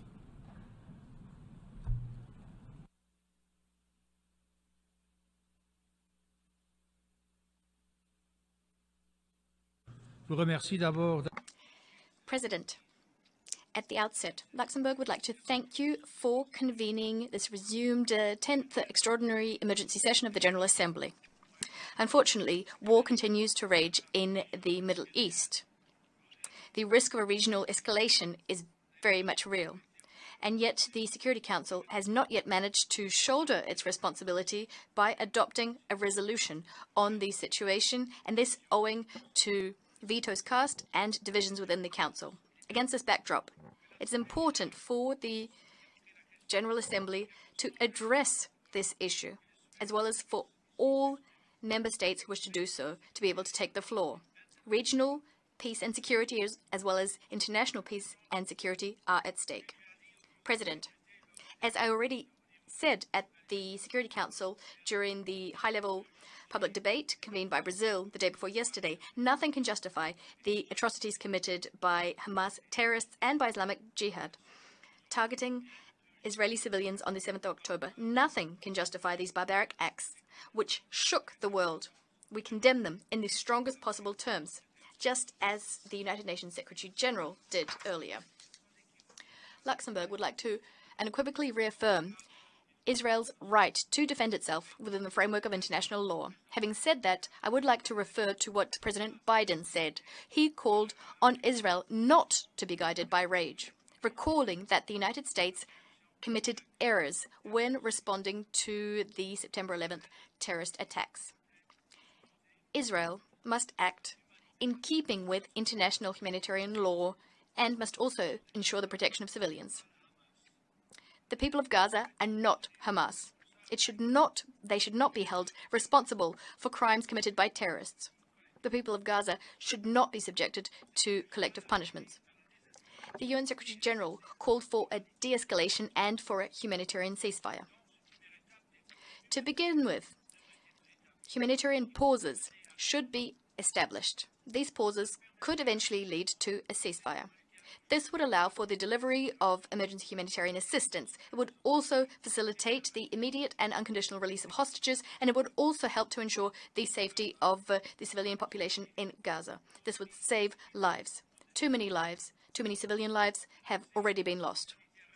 Rapid and unfettered humanitarian access must be re-established without delay. We welcome the first deliveries of humanitarian assistance to the people living in the Gaza Strip over the last few days. We thank the Secretary General, Egypt, and the United States for facilitating the secure passage of these goods. Nonetheless, the people of Gaza need lasting humanitarian assistance which would cover all the people in need. To date, emergency deliveries of assistance excluded fuel, and yet fuel is absolutely vital for hospitals to operate as well as for the desalination of water. United Nations facilities and all hospitals, clinics, schools, all humanitarian personnel, none of the above, none of them should ever be targeted by parties to a conflict. UNRWA, which is currently providing shelter to 600,000 people in the Gaza Strip, as well as other humanitarian agencies in the field, urgently need to receive urgent support so as to discharge their mandate. As for Luxembourg, we've decided to contribute 2.5 million euros, an additional 2.5 million euros to humanitarian efforts in Gaza and in the region, in particular supporting UNRWA, the World Food Programme, the International Committee of the Red Cross, and the Office for the Coordination of Humanitarian Affairs, OCHA. This emergency assistance will bring our total support to roughly 12 million euros. That's for the year 2023. The conflict, which began on the 7th of October, has resulted in over 6,000 lives lost in Israel and in the occupied Palestinian territory. Hundreds of children have been killed. 38 UNRWA personnel have also lost their lives. I'd like to pay tribute to the heroic work being undertaken by all humanitarian actors out in the field. They're braving every danger to tend to civilians affected by this conflict. In particular, I'd like to pay tribute to the ICRC. Its teams in Gaza are working in particularly testing conditions. I join the ICRC's call for the upholding of international humanitarian law by all parties. President, I've visited Gaza on a number of occasions since I became minister in 2004. For years now, Gaza has been an open-air prison. The living conditions there are extreme. Civilians in Gaza are suffering doubly. First of all, from the Israeli blockade, but also the bombing, and also because Hamas is using them as human shields. There is a serious risk of this conflict being transformed into a regional inferno. And this applies also to the West Bank, where we've seen an increase in settler violence and the forced transfer of Palestinian communities. Both of these have reached alarming levels. We must absolutely avoid any spillover of this conflict. In order to do this, we must work, the international community must work in conflict and with all the main actors in the region. The international community must urgently restart the Middle Eastern peace process and pay it the attention it deserves. The Day for Peace in the Middle East initiative, which was held here in New York in September, can be viewed as a first step in this direction. Luxembourg remains committed to a peaceful resolution of the Israeli-Palestinian conflict, which would uphold Israel's right to security, all the while also respecting Palestinians' right to self-determination and to dignity. a just, lasting, and comprehensive peace based on the two-state solution within the 1967 borders, with two democratic states living side by side and maintaining the status quo in the holy sites in Jerusalem. This is the only viable path to breaking the cycle of violence. President, this is the path we must commit ourselves to in the name of our common humanity, the humanity which we share with Israelis and Palestinians, with Palestinians and Israelis. Thank you. I thank the Honorable Minister of Foreign Affairs of Luxembourg. I now give the floor to the Honorable Minister of Foreign Affairs for Guatemala, His Excellency Mario Adolfo Bucaro Flores.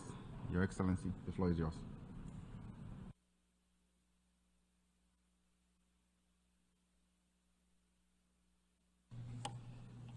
Señor Presidente. Mr. President, we are participating in the resumed emergency special session at a time of profound sadness and pain for humanity. And we would like to express our most sincere condolences to the many victims. We stand in solidarity with the families, and we demand the release of the hostages, amongst whom are babies, children, women, and people of advanced age. This General Assembly cannot forget that the crisis that we are currently facing is triggered by atrocious terrorist attacks brought on by the Hamas terrorist group on the 7th of October, which have impacted both Israelis and Palestinians and people of other nationalities. It's caused death, damage, suffering, and destruction. It has also created a humanitarian situation of enormous proportion. We would also express our solidarity with the humanitarian workers who attend this grave situation and present our condolences to those who have lost their lives in the exercise of this noble function. Guatemala reiterates its condemnation in the most energetic terms for the terrorist attacks committed by Hamas against the State of Israel and its civilian population. Hamas is confusing the Palestinian cause with justification of terrorism, and this is a very serious moral and strategic error, both for the Palestinian cause and the efforts that have been undertaken thus far in order to bring peace in the territory. We also condemn the attacks of the terrorist group Hezbollah on Israel in breach of the resolution that establishes the Blue Line, which is the border between Israel and Lebanon, and which has cost the lives of civilians, both Israeli and Palestinians. Today, more than ever, it's worthwhile to recall the words of Golda Meir, and she said, if the groups that are in favor of Palestine were to lay down their arms today, there would be no more violence. But if the Israelis were to lay down their arms today, there would be no state of Israel. End quote. Mr. President, it's necessary for this General Assembly to recognize that it is the right of the State of Israel to self-preservation and to defend its people given this terrifying context. The lack of this recognition will not contribute to seeking dialogue, peace, and security in the region, and especially for the world. To the contrary, it puts all of mankind and humanity at risk. This General Assembly should act in order to reduce polarization and to discourage action and speech of hate, and the only way to do so is to stand united all together against terrorism, clearly and unequivocally condemning the actions of Hamas and other terrorist organizations with extremist and violent ideologies, and demand also from them that they cease their practices of putting arsenals and terrorist infrastructures in the basements of hospitals, schools, and religious centers, which then undermine the protection of civilians and use them as human shields. Given this catastrophic situation, which has created this terrible conflict, we are pleased to learn that humanitarian assistance is reaching people, and we urge acceleration of the pauses. But at the same time, it needs to be done carefully and verifying that these pauses are not used unduly by terrorist groups to commit new acts that would affect the civilian population and worsen the situation. For the United Nations to effectively exercise its responsibility in the area of prevention and resolution of conflict that affect international peace and security, be it through the Security Council or the General Assembly, balanced resolutions need to be adopted that take into account all elements of the situation, and that would include, in this case, Israel's right to legitimate defense and safeguarding the peoples of Israel's right to self-preservation. We're in time to save lives and to promote dialogue and negotiation between the parties to achieve generalized peace based on the vision of two democratic states, Israel and Palestine, be able to live side by side in peace. It is vital to recall that the state of Israel has the sovereign right to protect its citizens and to guarantee its security, and that element is absent from the draft resolution presented before this General Assembly. And for that reason, Guatemala will vote against this resolution. We urge all member states present here to consider doing the same. Thank you. I thank the Honorable Minister of Foreign Affairs for Guatemala. I now give the floor to Her Excellency Retno Lestrani Prausandri Masudi, Your Excellency, Minister of Foreign Affairs of Indonesia.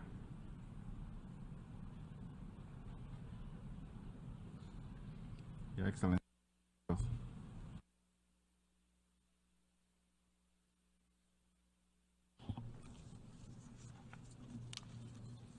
Bismillahirrahmanirrahim.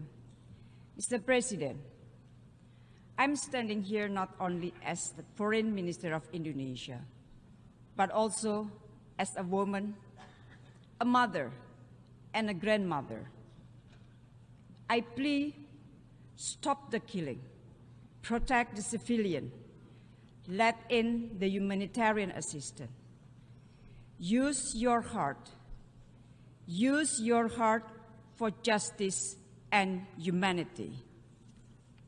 Mr. President, countless times have we stood in this hall to relieve the plight of our Palestinian brothers and sisters. Countless times have we asked the General Assembly for emergency session on the fate of the Palestinian people. Countless times have our hope been crushed due to narrow political interests. The world seems divided in different realities, as if there is a refusal to see the catastrophe in Gaza. The fact is, attacks and killings continue to take place. Yet, amid such a large number of victims, the Security Council failed to take decisive action. 2 days ago, we reminded the Security Council of their moral obligation to save the lives of innocent people. Bring humanity back in the Security Council, and humanity must come first. Mr. President, my presence here today is to defend justice and humanity. To defend justice and humanity. Indonesia condemns, in the strongest terms, Israel's violence against Palestinians, against hospitals and places of worship in Gaza. Indiscriminate killings, kidnapping, and collective punishment of civilians must also be condemned because it is inhuman and against international law. This session must rise to the occasion where the Security Council failed to do so. The General Assembly must prove that we, the people of the United Nations, believe in the dignity and worth of human lives. In this regard, a 3+1 concrete steps that we should take. First, stop the aggression to prevent more civilian casualties. The General Assembly should demand an immediate, durable, and fully respected ceasefire. We must be able to avoid future recurrence of the atrocities. The General Assembly should call for accountability, including the establishment of an independent commission of inquiry to investigate this horrifying humanitarian situation. Second, ensure humanitarian access and protection of civilians. I call the General Assembly together with relevant UN agencies, to step up efforts in providing humanitarian assistance in Gaza. We must continue to support the effort by the UN Secretary-General and key countries to allow humanitarian assistance to take place. With the destruction and human suffering in Gaza, 10, 20, 100 trucks loads of humanitarian goods just not enough. Therefore, the General Assembly must call for an immediate, unrestricted, and sustained humanitarian aid. For our part, we will triple our voluntary contribution to UNRWA and call on the international community to support the UNRWA. Indonesia is also committed to send humanitarian assistance. Third, reject the forced transfer of civilians in Gaza. Colleagues, people should not be forced to move against their will. The call to evacuate the areas of North Gaza adds to the devastation of continuous bombardment of homes, blockade of electricity, gas, fuel, water, and years of collective punishment. This is a crime against humanity. The General Assembly should call for the stop of these evacuation orders, protect civilians, and ensure their safety and well-being, in particular children, and allow their safe movement. Mr. President, my final point, there will be no peace until we solve the root causes of the conflict. There will be no peace until we solve the root causes of the conflict. Resumption of the peace process to realizing the two-state solution is a must. We must stop the systematic effort of the occupying power that may leave nothing left to be negotiated or no one left to negotiate with. We must not allow the Palestinians to have no other choice but to accept injustice for the rest of their lives. It is our duty to stop the injustice now. Enough is enough. To conclude, if you care about humanity, use your heart to vote yes to the resolution. Indonesia stands with the people of Palestine. I thank you very much, Mr. Chairman. I thank the Honorable Minister of Foreign Affairs of Indonesia. I now give the floor to the Honorable Minister of Foreign Affairs and National Community Abroad of Algeria, His Excellency Ahmed Attaf. Your Excellency.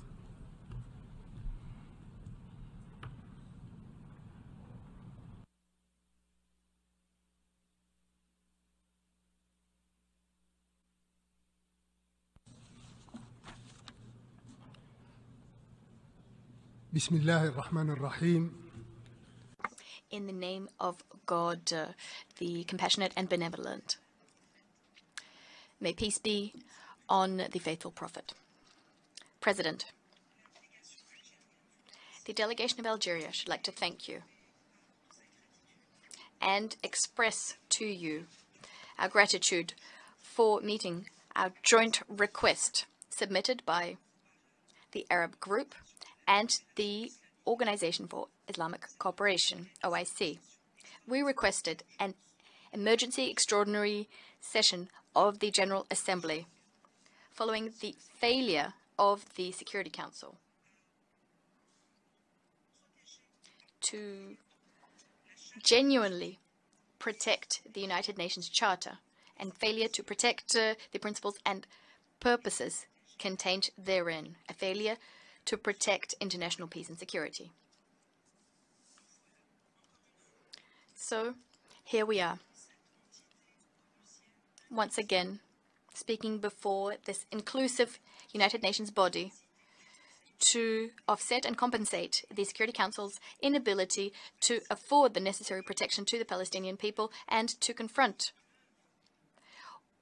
all of the terrible things which are raining down on the Gaza Strip, which is mourning. Once again, we're having recourse to the General Assembly, owing to the paralysis of the Security Council, the Security Council's inability to shoulder its responsibilities and obligations vis-à-vis the Palestinian cause, following its failure to act to dissuade the occupying power, Israel, to prevent its tyranny, its domination, its failure to protect Palestinians to protect civilians in Palestine, specifically in the Gaza Strip. Here we are, yet again, having recourse to the General Assembly in order to ensure justice is done for the Palestinian people, to ensure that their just cause is upheld. We are here to ensure respect for their legitimate aspirations to a national sovereign state. For this people, a people whose rights were stolen from them, a people who nevertheless have the resolve to resist. The land of these people was seized, their property has been destroyed, and yet they remain determined to impose their presence. This determination has not wavered.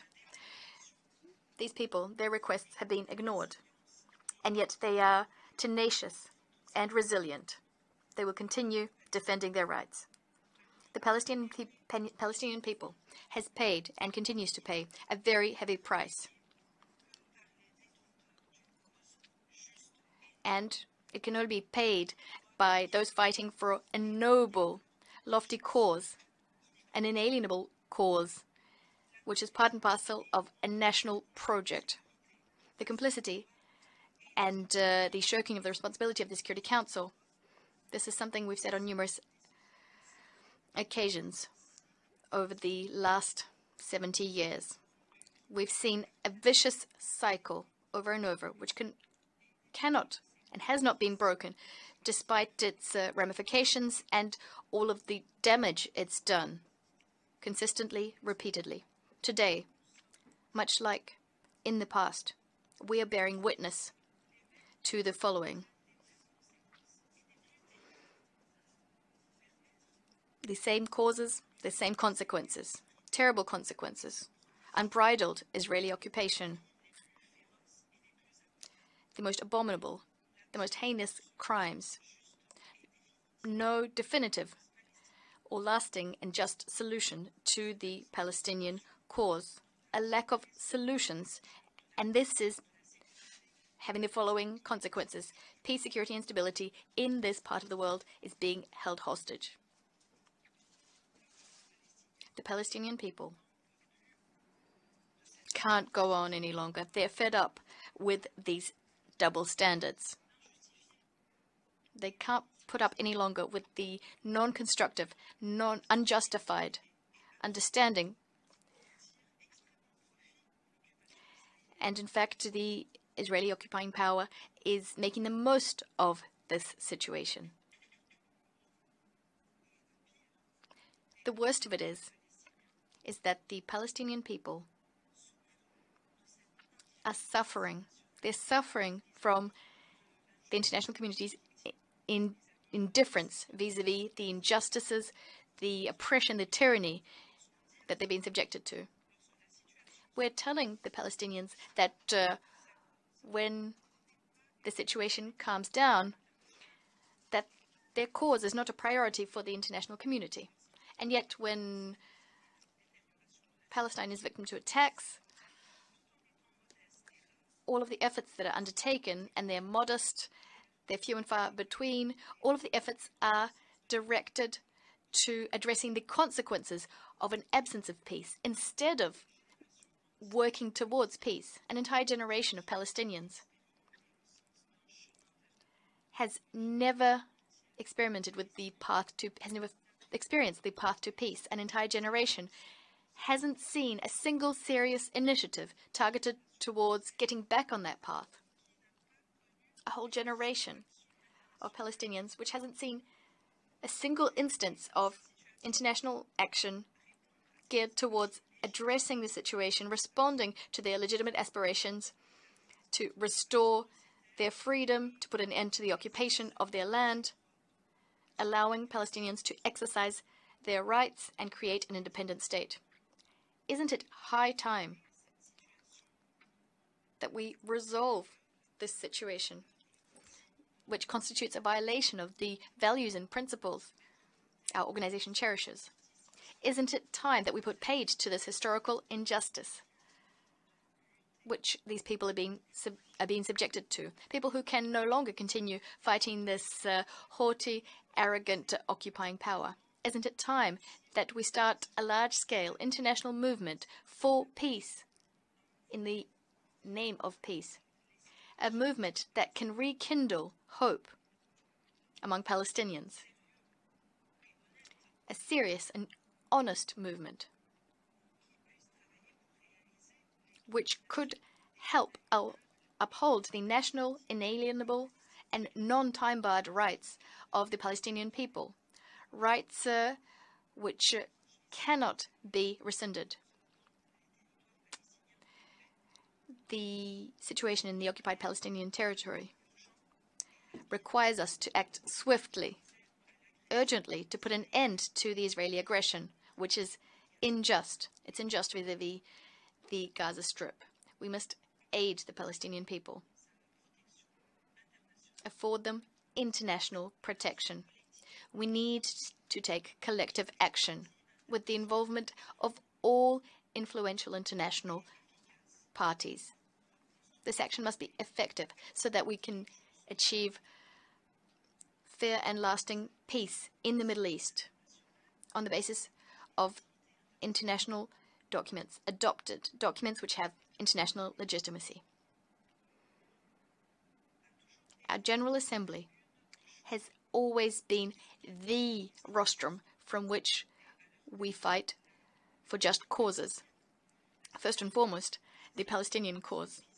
Under these very taxing circumstances, it's up to the General Assembly to reaffirm its fixed principles within a fair framework and as part of its commitment to uphold the legal pillars so as to allow for an independent and fully sovereign Palestinian state. From this vantage point, Algeria would like to reiterate its call for fully fledged membership to be conferred upon that brother state, Palestine, thereby enshrining the legal, political, moral, and ethical rights of the state of Palestine, so that this state can raise its voice in the community of nations and be heard, so that it can defend its priorities. This is a decisive measure vis-à-vis attacks aimed at undermining, disfiguring Palestinians. Palestine, which is being buried alive but which refuses to perish. This is an important goal from a strategic standpoint as well. We must use all means at our disposal, use every opportunity offered to us by the General Assembly, this forum.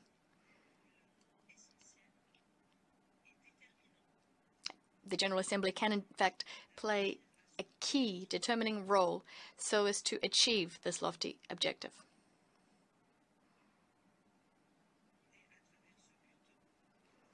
And in fact, by meeting this objective, we can strengthen the key pillars of the Palestinian national project. Thank you very much, Mr. President. I thank the Honorable Minister for Foreign Affairs and National Community Abroad from Algeria. I now give the floor to the Vice Minister of Multilateral Affairs of Colombia, Her Excellency Elizabeth Taylor Jay. Your Excellency, the floor is yours.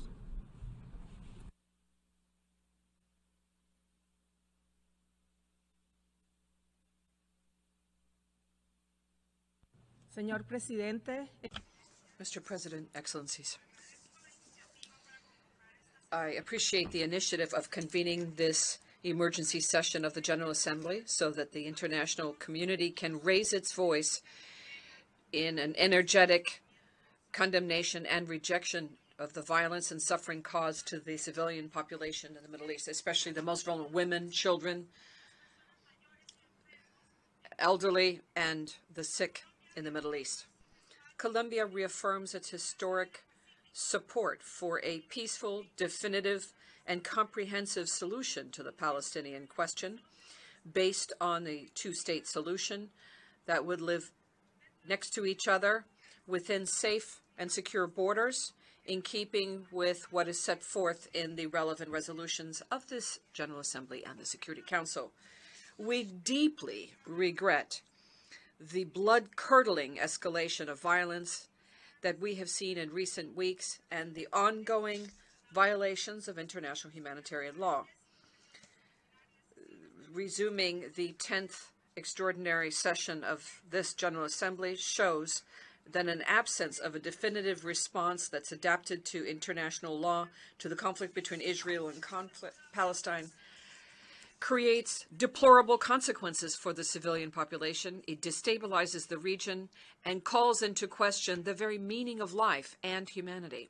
Excellencies, all conflicts are complex, and there are many variables to address in them with a view to achieving a definitive and peaceful solution. This is the lesson that my country, Colombia, knows and has learned. We know from decades of how a conflict has affected us. Throughout the decades of the armed conflict and many attempts to negotiate peace, we have learned that only truly giving up the expression of differences through violence is absolutely vital and essential in order for societies to make a transition towards living together in peace. This is the invitation extended by my government. The President, Gustavo Petro, extends on a daily basis in his term, both inside our country and in different international scenarios, because we know firsthand that violence only produces more violence and more loss of lives, leaving in its wake a very unfortunate and harmful legacy for future generations. Colombia regrets the inability of the Security Council to unanimously and decisively condemn the violations of international humanitarian law that we continue to witness on a daily basis. And we energetically call on the international community to show unequivocally its determination and commitment to uphold the mandates of the organization expressed through the current normative instruments. We welcome with satisfaction the efforts of different countries to put a halt to the violence and guarantee access to humanitarian assistance to Gaza and other territories affected by the conflict. And we reiterate our call for an immediate cessation of hostilities. We call for the respect of international humanitarian law and the protection of life. And finally, we would like to insist on this call put forth by President Petro on the need to convene a worldwide peace conference to find a definitive solution to the Israeli-Palestinian conflict. Thank you. I thank the Vice Minister of Multilateral Affairs of Colombia. I now give the floor to State Secretary in the Ministry of Foreign Affairs and European Affairs of Slovenia, Her Excellency Sanja Stiglic. Your Excellency.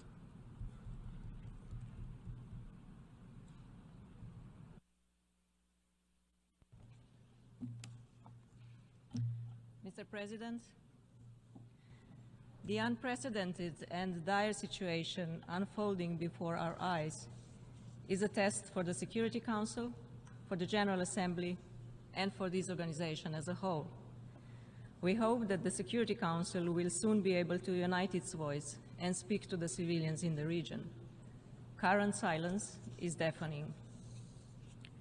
As the Special Coordinator Venezuelan has stated, and I quote, "We are at the brink of a deep and dangerous abyss that could change the trajectory of the Israeli-Palestinian conflict, if not of the Middle East as a whole."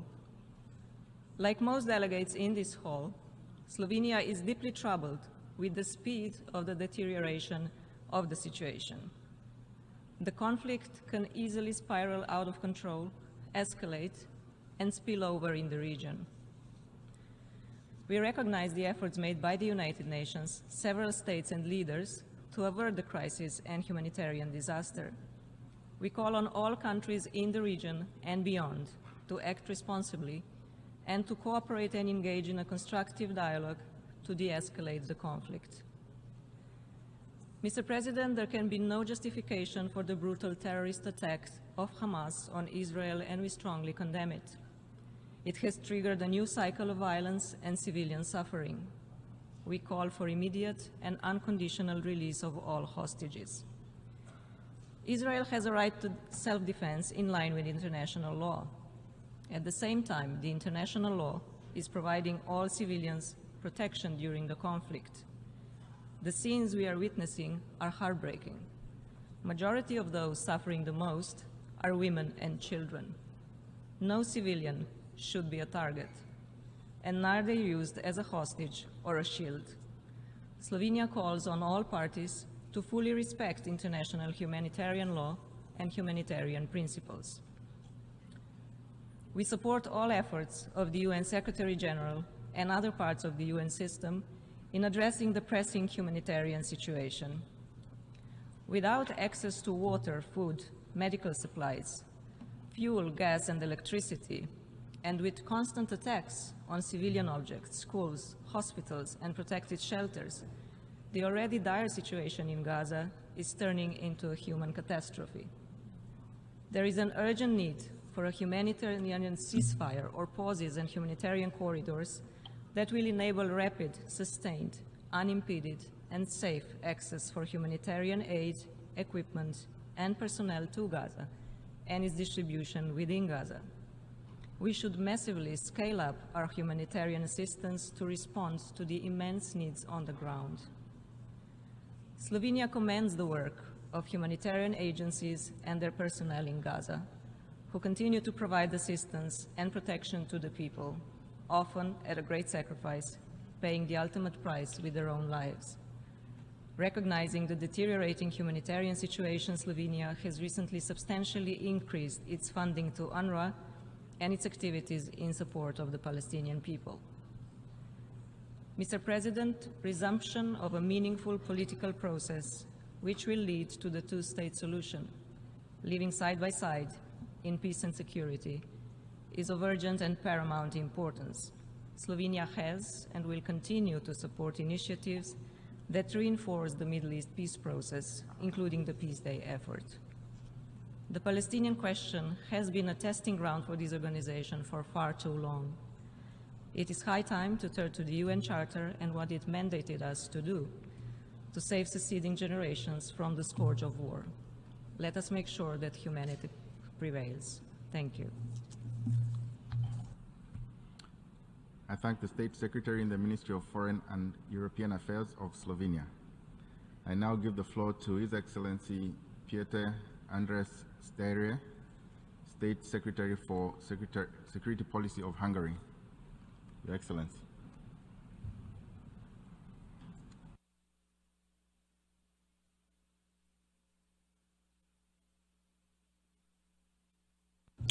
Mr. President, Excellencies, dear colleagues, while we align ourselves with the statement that will be delivered by the European Union, on behalf of Hungary, I wish to make the following remarks in my national capacity. Mr. President, on 7th October, Hamas launched Operation Al-Aqsa Flood, a brutal surprise attack into Israel that included a barrage of over 3,000 missiles. Around 1,500 terrorists infiltrated Israel, targeting civilians and civilian locations, including residential areas and residential civilian locations. This resulted in more than 1,400 fatal casualties, more than 4,000 wounded, and more than 200 soldiers and civilians who have been taken hostage. I'm here today to condemn in the strongest possible terms these barbaric and heinous terrorist attacks carried out by Hamas and the ongoing indiscriminate missile attacks against Israeli civilians. Palestinian civilians must also be protected. In this context, Hamas must cease to use civilians as a human shield. In face of such violent terrorist attacks executed by Hamas, Hungary strongly emphasizes Israel's right for self-defense. We call on Hamas to cease its attacks on Israel and immediately release all hostages without any condition, to stop the bloodshed and spare all civilians from further suffering. The region is witnessing one of the most difficult crises in its modern history. Therefore, we must utilize our collective diplomatic efforts and our collective capabilities and engagement in order to achieve de-escalation of the tensions and avoid this fight against terror turning into a full-fledged military conflict between countries, engulfing the region into the horrors of war. Make no mistake, armed and extremist groups operating in the region will make every effort to take advantage of this conflict to further their destructive agenda. Mr. President, immediate, safe, sustainable, and unhindered delivery of humanitarian aid should reach those vulnerable civilians that are in real need in Gaza, whilst ensuring that such aid is not abused by terrorist organizations. It is also crucial for humanitarian assistance and medical support to reach those held in captivity as hostages. It is essential that warring parties maintain a minimum of humanity even during the worst of war. We appreciate the extensive efforts made by Egypt, the UN specialized agencies, and the ICRC to support the delivery of aid.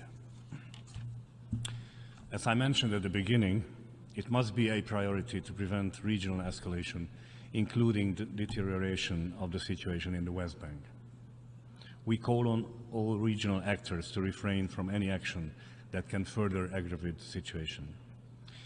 We underline the need to engage broadly with the Palestinian Authority, the Israeli authorities, as well as regional and international partners who could have a positive role to play in preventing further escalation. We remain committed to lasting and sustainable peace through reinvigorated efforts. Mr. President, we are at a global inflection point. International peace and security has not faced such a serious challenge since the Cold War. Yet, the international community and the UN, once again, has not been able to fulfill its mandate and stabilize conflicts and restore peace. While acknowledging that the situation in the Middle East in general is extremely complex and multifaceted, offering no easy solutions, we have to emphasize we must not let terrorists achieve their goal. We must not let these terrorist attacks jeopardize the hard-won recent achievements, including, in particular, the Abraham Accords. We should not let the darkness of terrorism extinguish the beacon of hope. Terrorist attacks must never be condoned, as these will undermine the very fabric of the democratic and peaceful societies. Thank you for your attention. I thank the distinguished representative of Hungary, and I now give the floor to the distinguished representative of Cuba, His Excellency Gerardo Penalva Portal, First Deputy Minister of Foreign Affairs and Permanent Representative to the UN.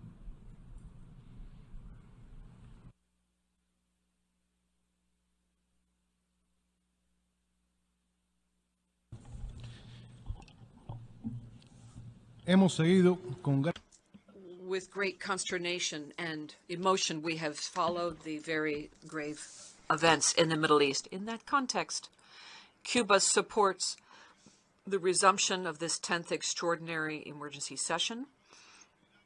The main priority for the General Assembly at this moment should be to bring a cessation of violence and the administration of urgent humanitarian assistance for the suffering Palestinian people. We demand an immediate ceasefire, and we demand an end to the bellicose rhetoric and stop the forced removal of Palestinians from the land that by right they belong to. Cuba reiterates its deep-seated concern for the resumed violence in the region, which is a result of 75 years of Israeli practices of occupation, illegal occupation, and settlements, in flagrant violation of the inalienable rights of the Palestinian people on their own land. This is also the result of the protracted lack of respect of the principles and purposes of the Charter of the United Nations and international law, including many relevant resolutions of the United Nations. In the midst of the current humanitarian disaster in occupied Palestinian territory of Gaza and West Bank, Cuba reiterates its solidarity, which is unwavering, with the Arab and Palestinian causes. We, in the most energetic terms, condemn the assassination of civilians, especially women, children, and humanitarian workers of the United Nations, through bombing, indiscriminate bombing of the people in Gaza and the destruction of houses, infrastructure, civilian infrastructure, and hospital. Cuba rejects and has always rejected the death of civilians and innocent people for all parties involved in this conflict, without making any difference of ethnic, faith, or nationality differences, as referenced by the distinguished Vice Minister of Jordan on behalf of the Arab group. We also condemn the cutting off of water services, electricity, and fuel to the people of Gaza, which considerably worsens the already precarious humanitarian situation, which is a result of the embargo on the Gaza Strip, which in itself is a flagrant violation of international humanitarian law. Nothing justifies such actions, which are a collective punishment, grave violations of international humanitarian law, and war crimes and crimes against humanity. The impunity with which the Israeli government acts can only be explained given its confidence that it will not be held accountable for its acts and that it has the support of the government of the United States.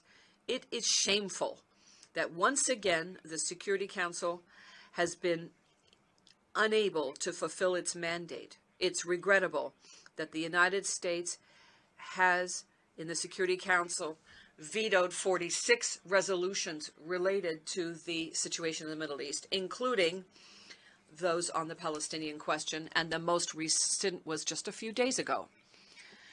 An end must be put to the double standards, selectivity, and political manipulation, which makes vulnerable the cause of international peace and security and jeopardizes it.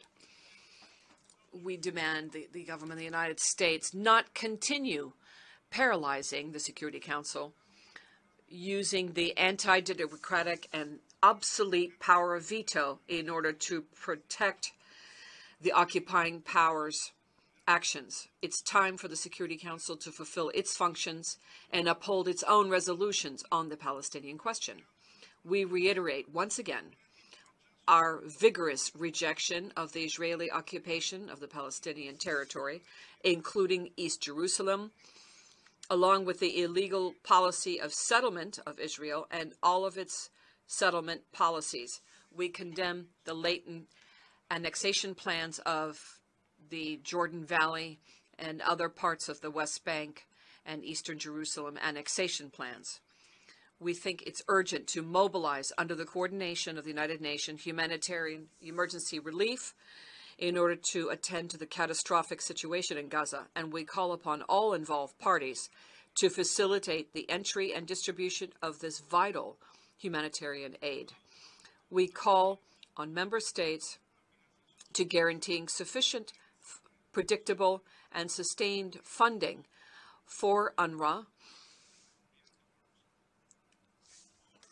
It is now more important than ever that we provide all possible support to UNRWA so it can fulfill its important work on the ground. We stress the unavoidable need for a broad, lasting, and fair solution to the conflict between Palestine and Israel based on two states which are independent and which allow the Palestinian people to exercise their right to free self-determination and to have an independent sovereign state within the pre-1967 borders, with East Jerusalem as its capital, and to also guarantee the right of return of the refugees. Cuba supports and will contribute to the extent that it can to all international legitimate efforts to put an end to the massacre which has been taking place already for 20 days. Every moment of inaction will cost the lives of more innocent people. We must act immediately. Thank you. I thank the distinguished representative of Cuba, and I now give the floor to the distinguished representative of Mauritania, speaking on behalf of the Organization of Islamic Cooperation.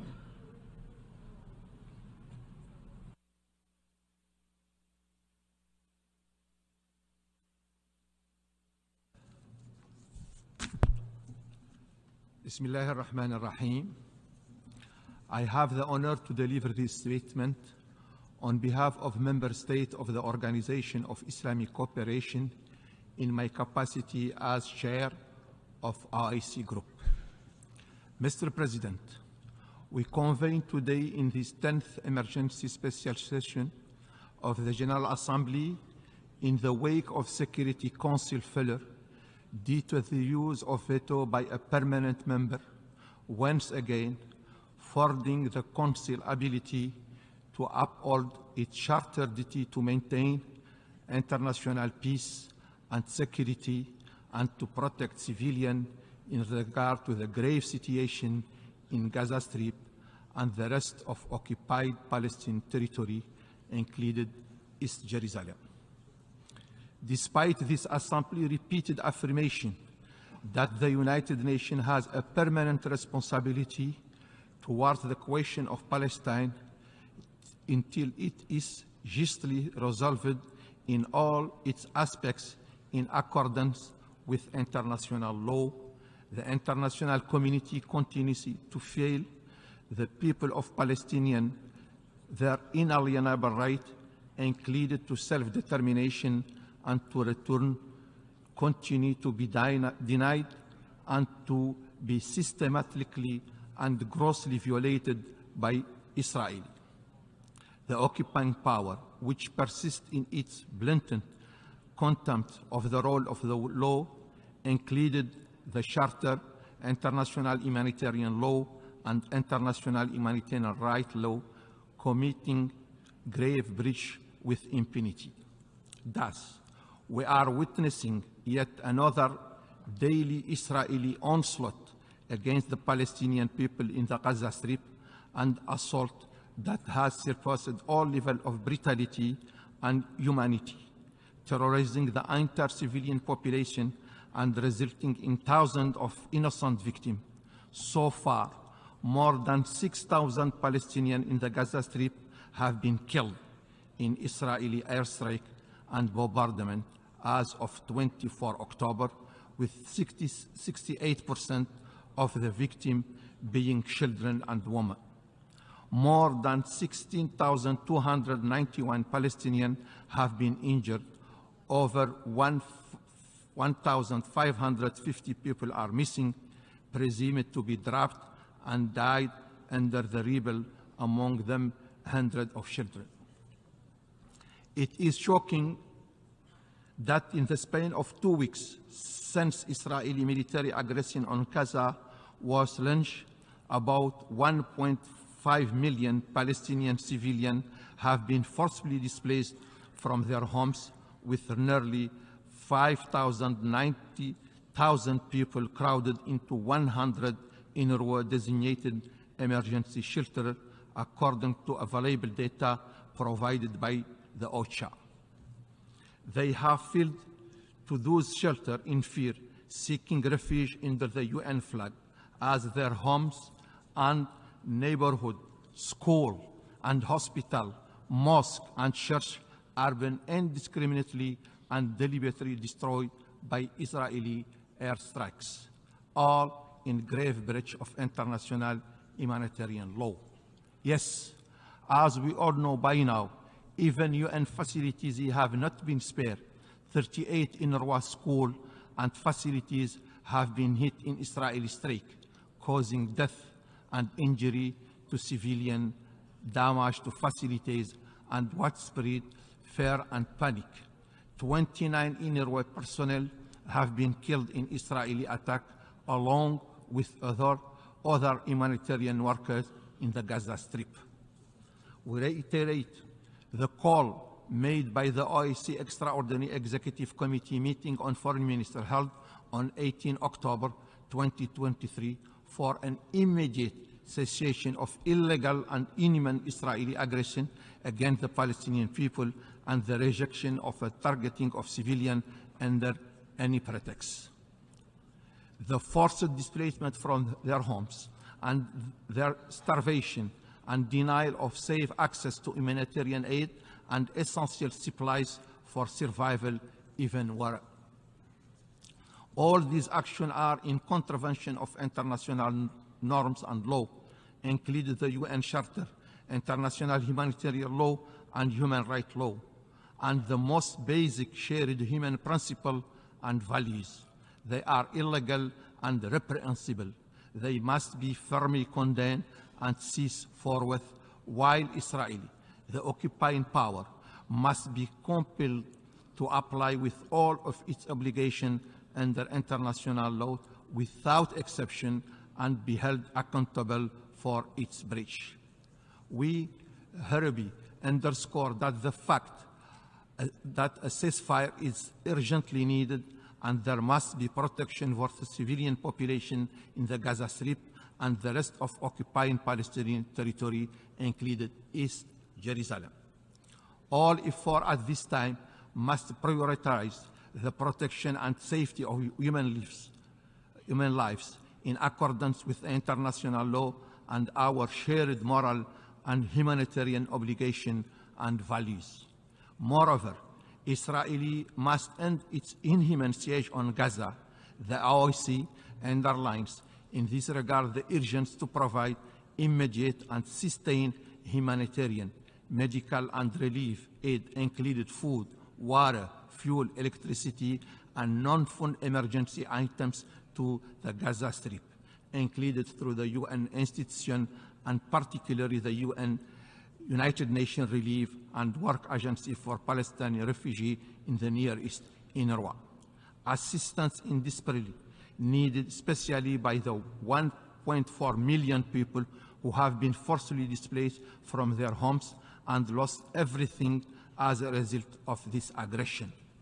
The OIC wishes to also draw attention to Israeli systematic violence, human rights violation, provocation, incitement, and acts of terror against the Palestinian civilian population in the occupied West Bank, including East Jerusalem, which have not ceased for one day.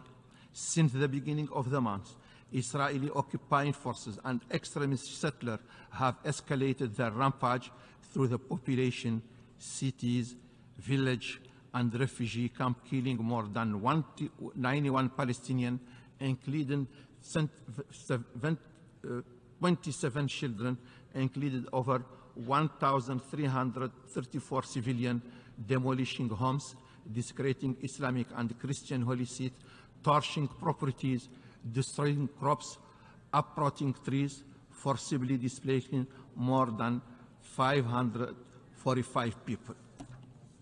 The majority of them children, and hundreds of Palestinians have been arrested and imprisoned, all in grave breach of international law and violation of the relevant UN resolution.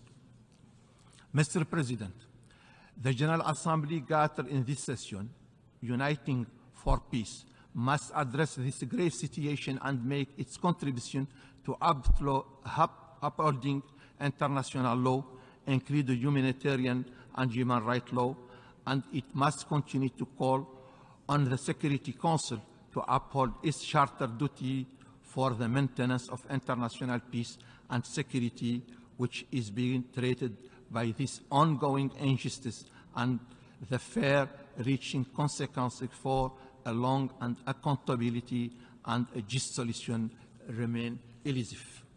Clearly, the absence of any moral, legal, or political deterrence has only emboldened Israel, the occupying power, to carry on with impunity with its illegal policy of colonial settlement and annexation, blockade, forced displacement of Palestinian civilians, systematic ethnic cleansing, organizing acts of terrorism, desecration of holy places, especially Al-Aqsa Mosque, and to persist in its denial and violation of the inalienable right of the Palestinian people, included to self-determination and independence. This illegal situation must be brought to an end. The OIC expressed its deep regret that the Security Council paralysis unable to fulfill its duty and implement its own resolution. The Council is failing in its historical obligation toward the question of Palestine, such obligation that remain pending this passage of over 75 years, thereby severely undermining its key role in maintaining international peace and security and protecting defenseless civilians, including the Palestinian civilian population in Gaza Strip and the rest of the occupied Palestinian territory. The continued use of veto is unacceptable and irresponsible under this crisis situation. Consequently, there is an urgent need for immediate action by the international community, including the Security Council, to bring a halt to this Israeli aggression, to end impunity and assure accountability of Israel, the occupying power, for its war crimes and crimes against humanity, including this aggression and its more than 16 years illegal blockade on Gaza Strip, to provide international protection for the Palestinian people and to open humanitarian corridors so as to allow all necessary supplies of medicine, food, water, fuel, and other life necessities reach the civilian population in Gaza without delay. We express the hope that the General Assembly's action will make a tangible contribution in this regard and call for full respect of its decision. In closing, I reaffirm the historic support of the Organization of Islamic Cooperation for the realization of legitimate, inalienable rights of Palestinian people to self-determination and the realization of the sovereignty and independence of the State of Palestine over all the Palestinian territory occupying since 1967, with East Jerusalem as its capital in accordance with the relevant UN resolution and the Arab Peace Initiative. I thank you. Sayyid al-Rais. Mr. President, allow me now to deliver a statement in my national capacity to comment on what is happening in the Gaza Strip. At the outset, I would like to thank the President of the General Assembly of the United Nations for his responsiveness to our request to hold this session, and we would like to join the statement that has been issued by the Arab group delivered by His Excellency, the Jordanian Foreign Minister. After the unfortunate and regrettable failure by the Security Council to arrive at a solution to this continuous tragedy, the Arab group and the members of the Organization of Islamic Cooperation and the Non-Aligned Movement and other states decided to submit a request to the President of the General Assembly of the United Nations to resume the 10th emergency special session to discuss the situation in Gaza. The current situation in the Gaza Strip is tragic in every sense of the word. Thousands were killed in a continuous and indiscriminate shelling using internationally banned weapons, and aggression that takes no consideration the sanctity of hospitals or mosques or churches or schools. And the UNRWA staff and journalists were also not spared. Civilians are living in a difficult and exceptional times as they are being shelled and as all means of basic existence are being taken away from 2 million civilians in breach of all international laws and values. The current situation, Mr. President, requires us to combine our efforts to put an immediate halt to hostilities and to allow for the unconditional delivery of urgent humanitarian assistance and to put an end to the disposition of Palestinian civilians. This is a natural result of decades of ignoring the need for a political solution to the Palestinian cause, which comes in the establishment of an independent Palestinian state with East Jerusalem as its capital in accordance with the United Nations resolutions of relevance and the Arab Peace Initiative. And here I would like to quote from the speech that was delivered by the Mauritanian president last Saturday at the Cairo Peace Summit, which was held in Egypt. And I quote, "The time has come for us, for everyone, to reach the conclusion that no one in this region will enjoy peace and security sustainably unless others enjoy it as well, because peace cannot be achieved by winning a battle or winning a war. Peace is contingent upon it applying to everyone." End of quote. Therefore, the international community must stand united in demanding a negotiated political track where two states, a Palestinian one and an Israeli one, exist side by side, peacefully and securely. Mr. President, ladies and gentlemen, in closing, what we are witnessing, the atrocities that we're witnessing are a source of shame for humanity. And this is why we present a humanitarian resolution that aims to establish a ceasefire so that we can stop the shedding of Palestinian blood and deliver urgent humanitarian assistance. We ask all member states to join in the sponsorship of this resolution and to vote in its favor. I thank you. I thank the distinguished representative of Mauritania. We have now heard the last speaker in the debate on this item for this morning. We shall hear the remaining speakers tomorrow at 10 a.m. in this hall. We stand in adjournment.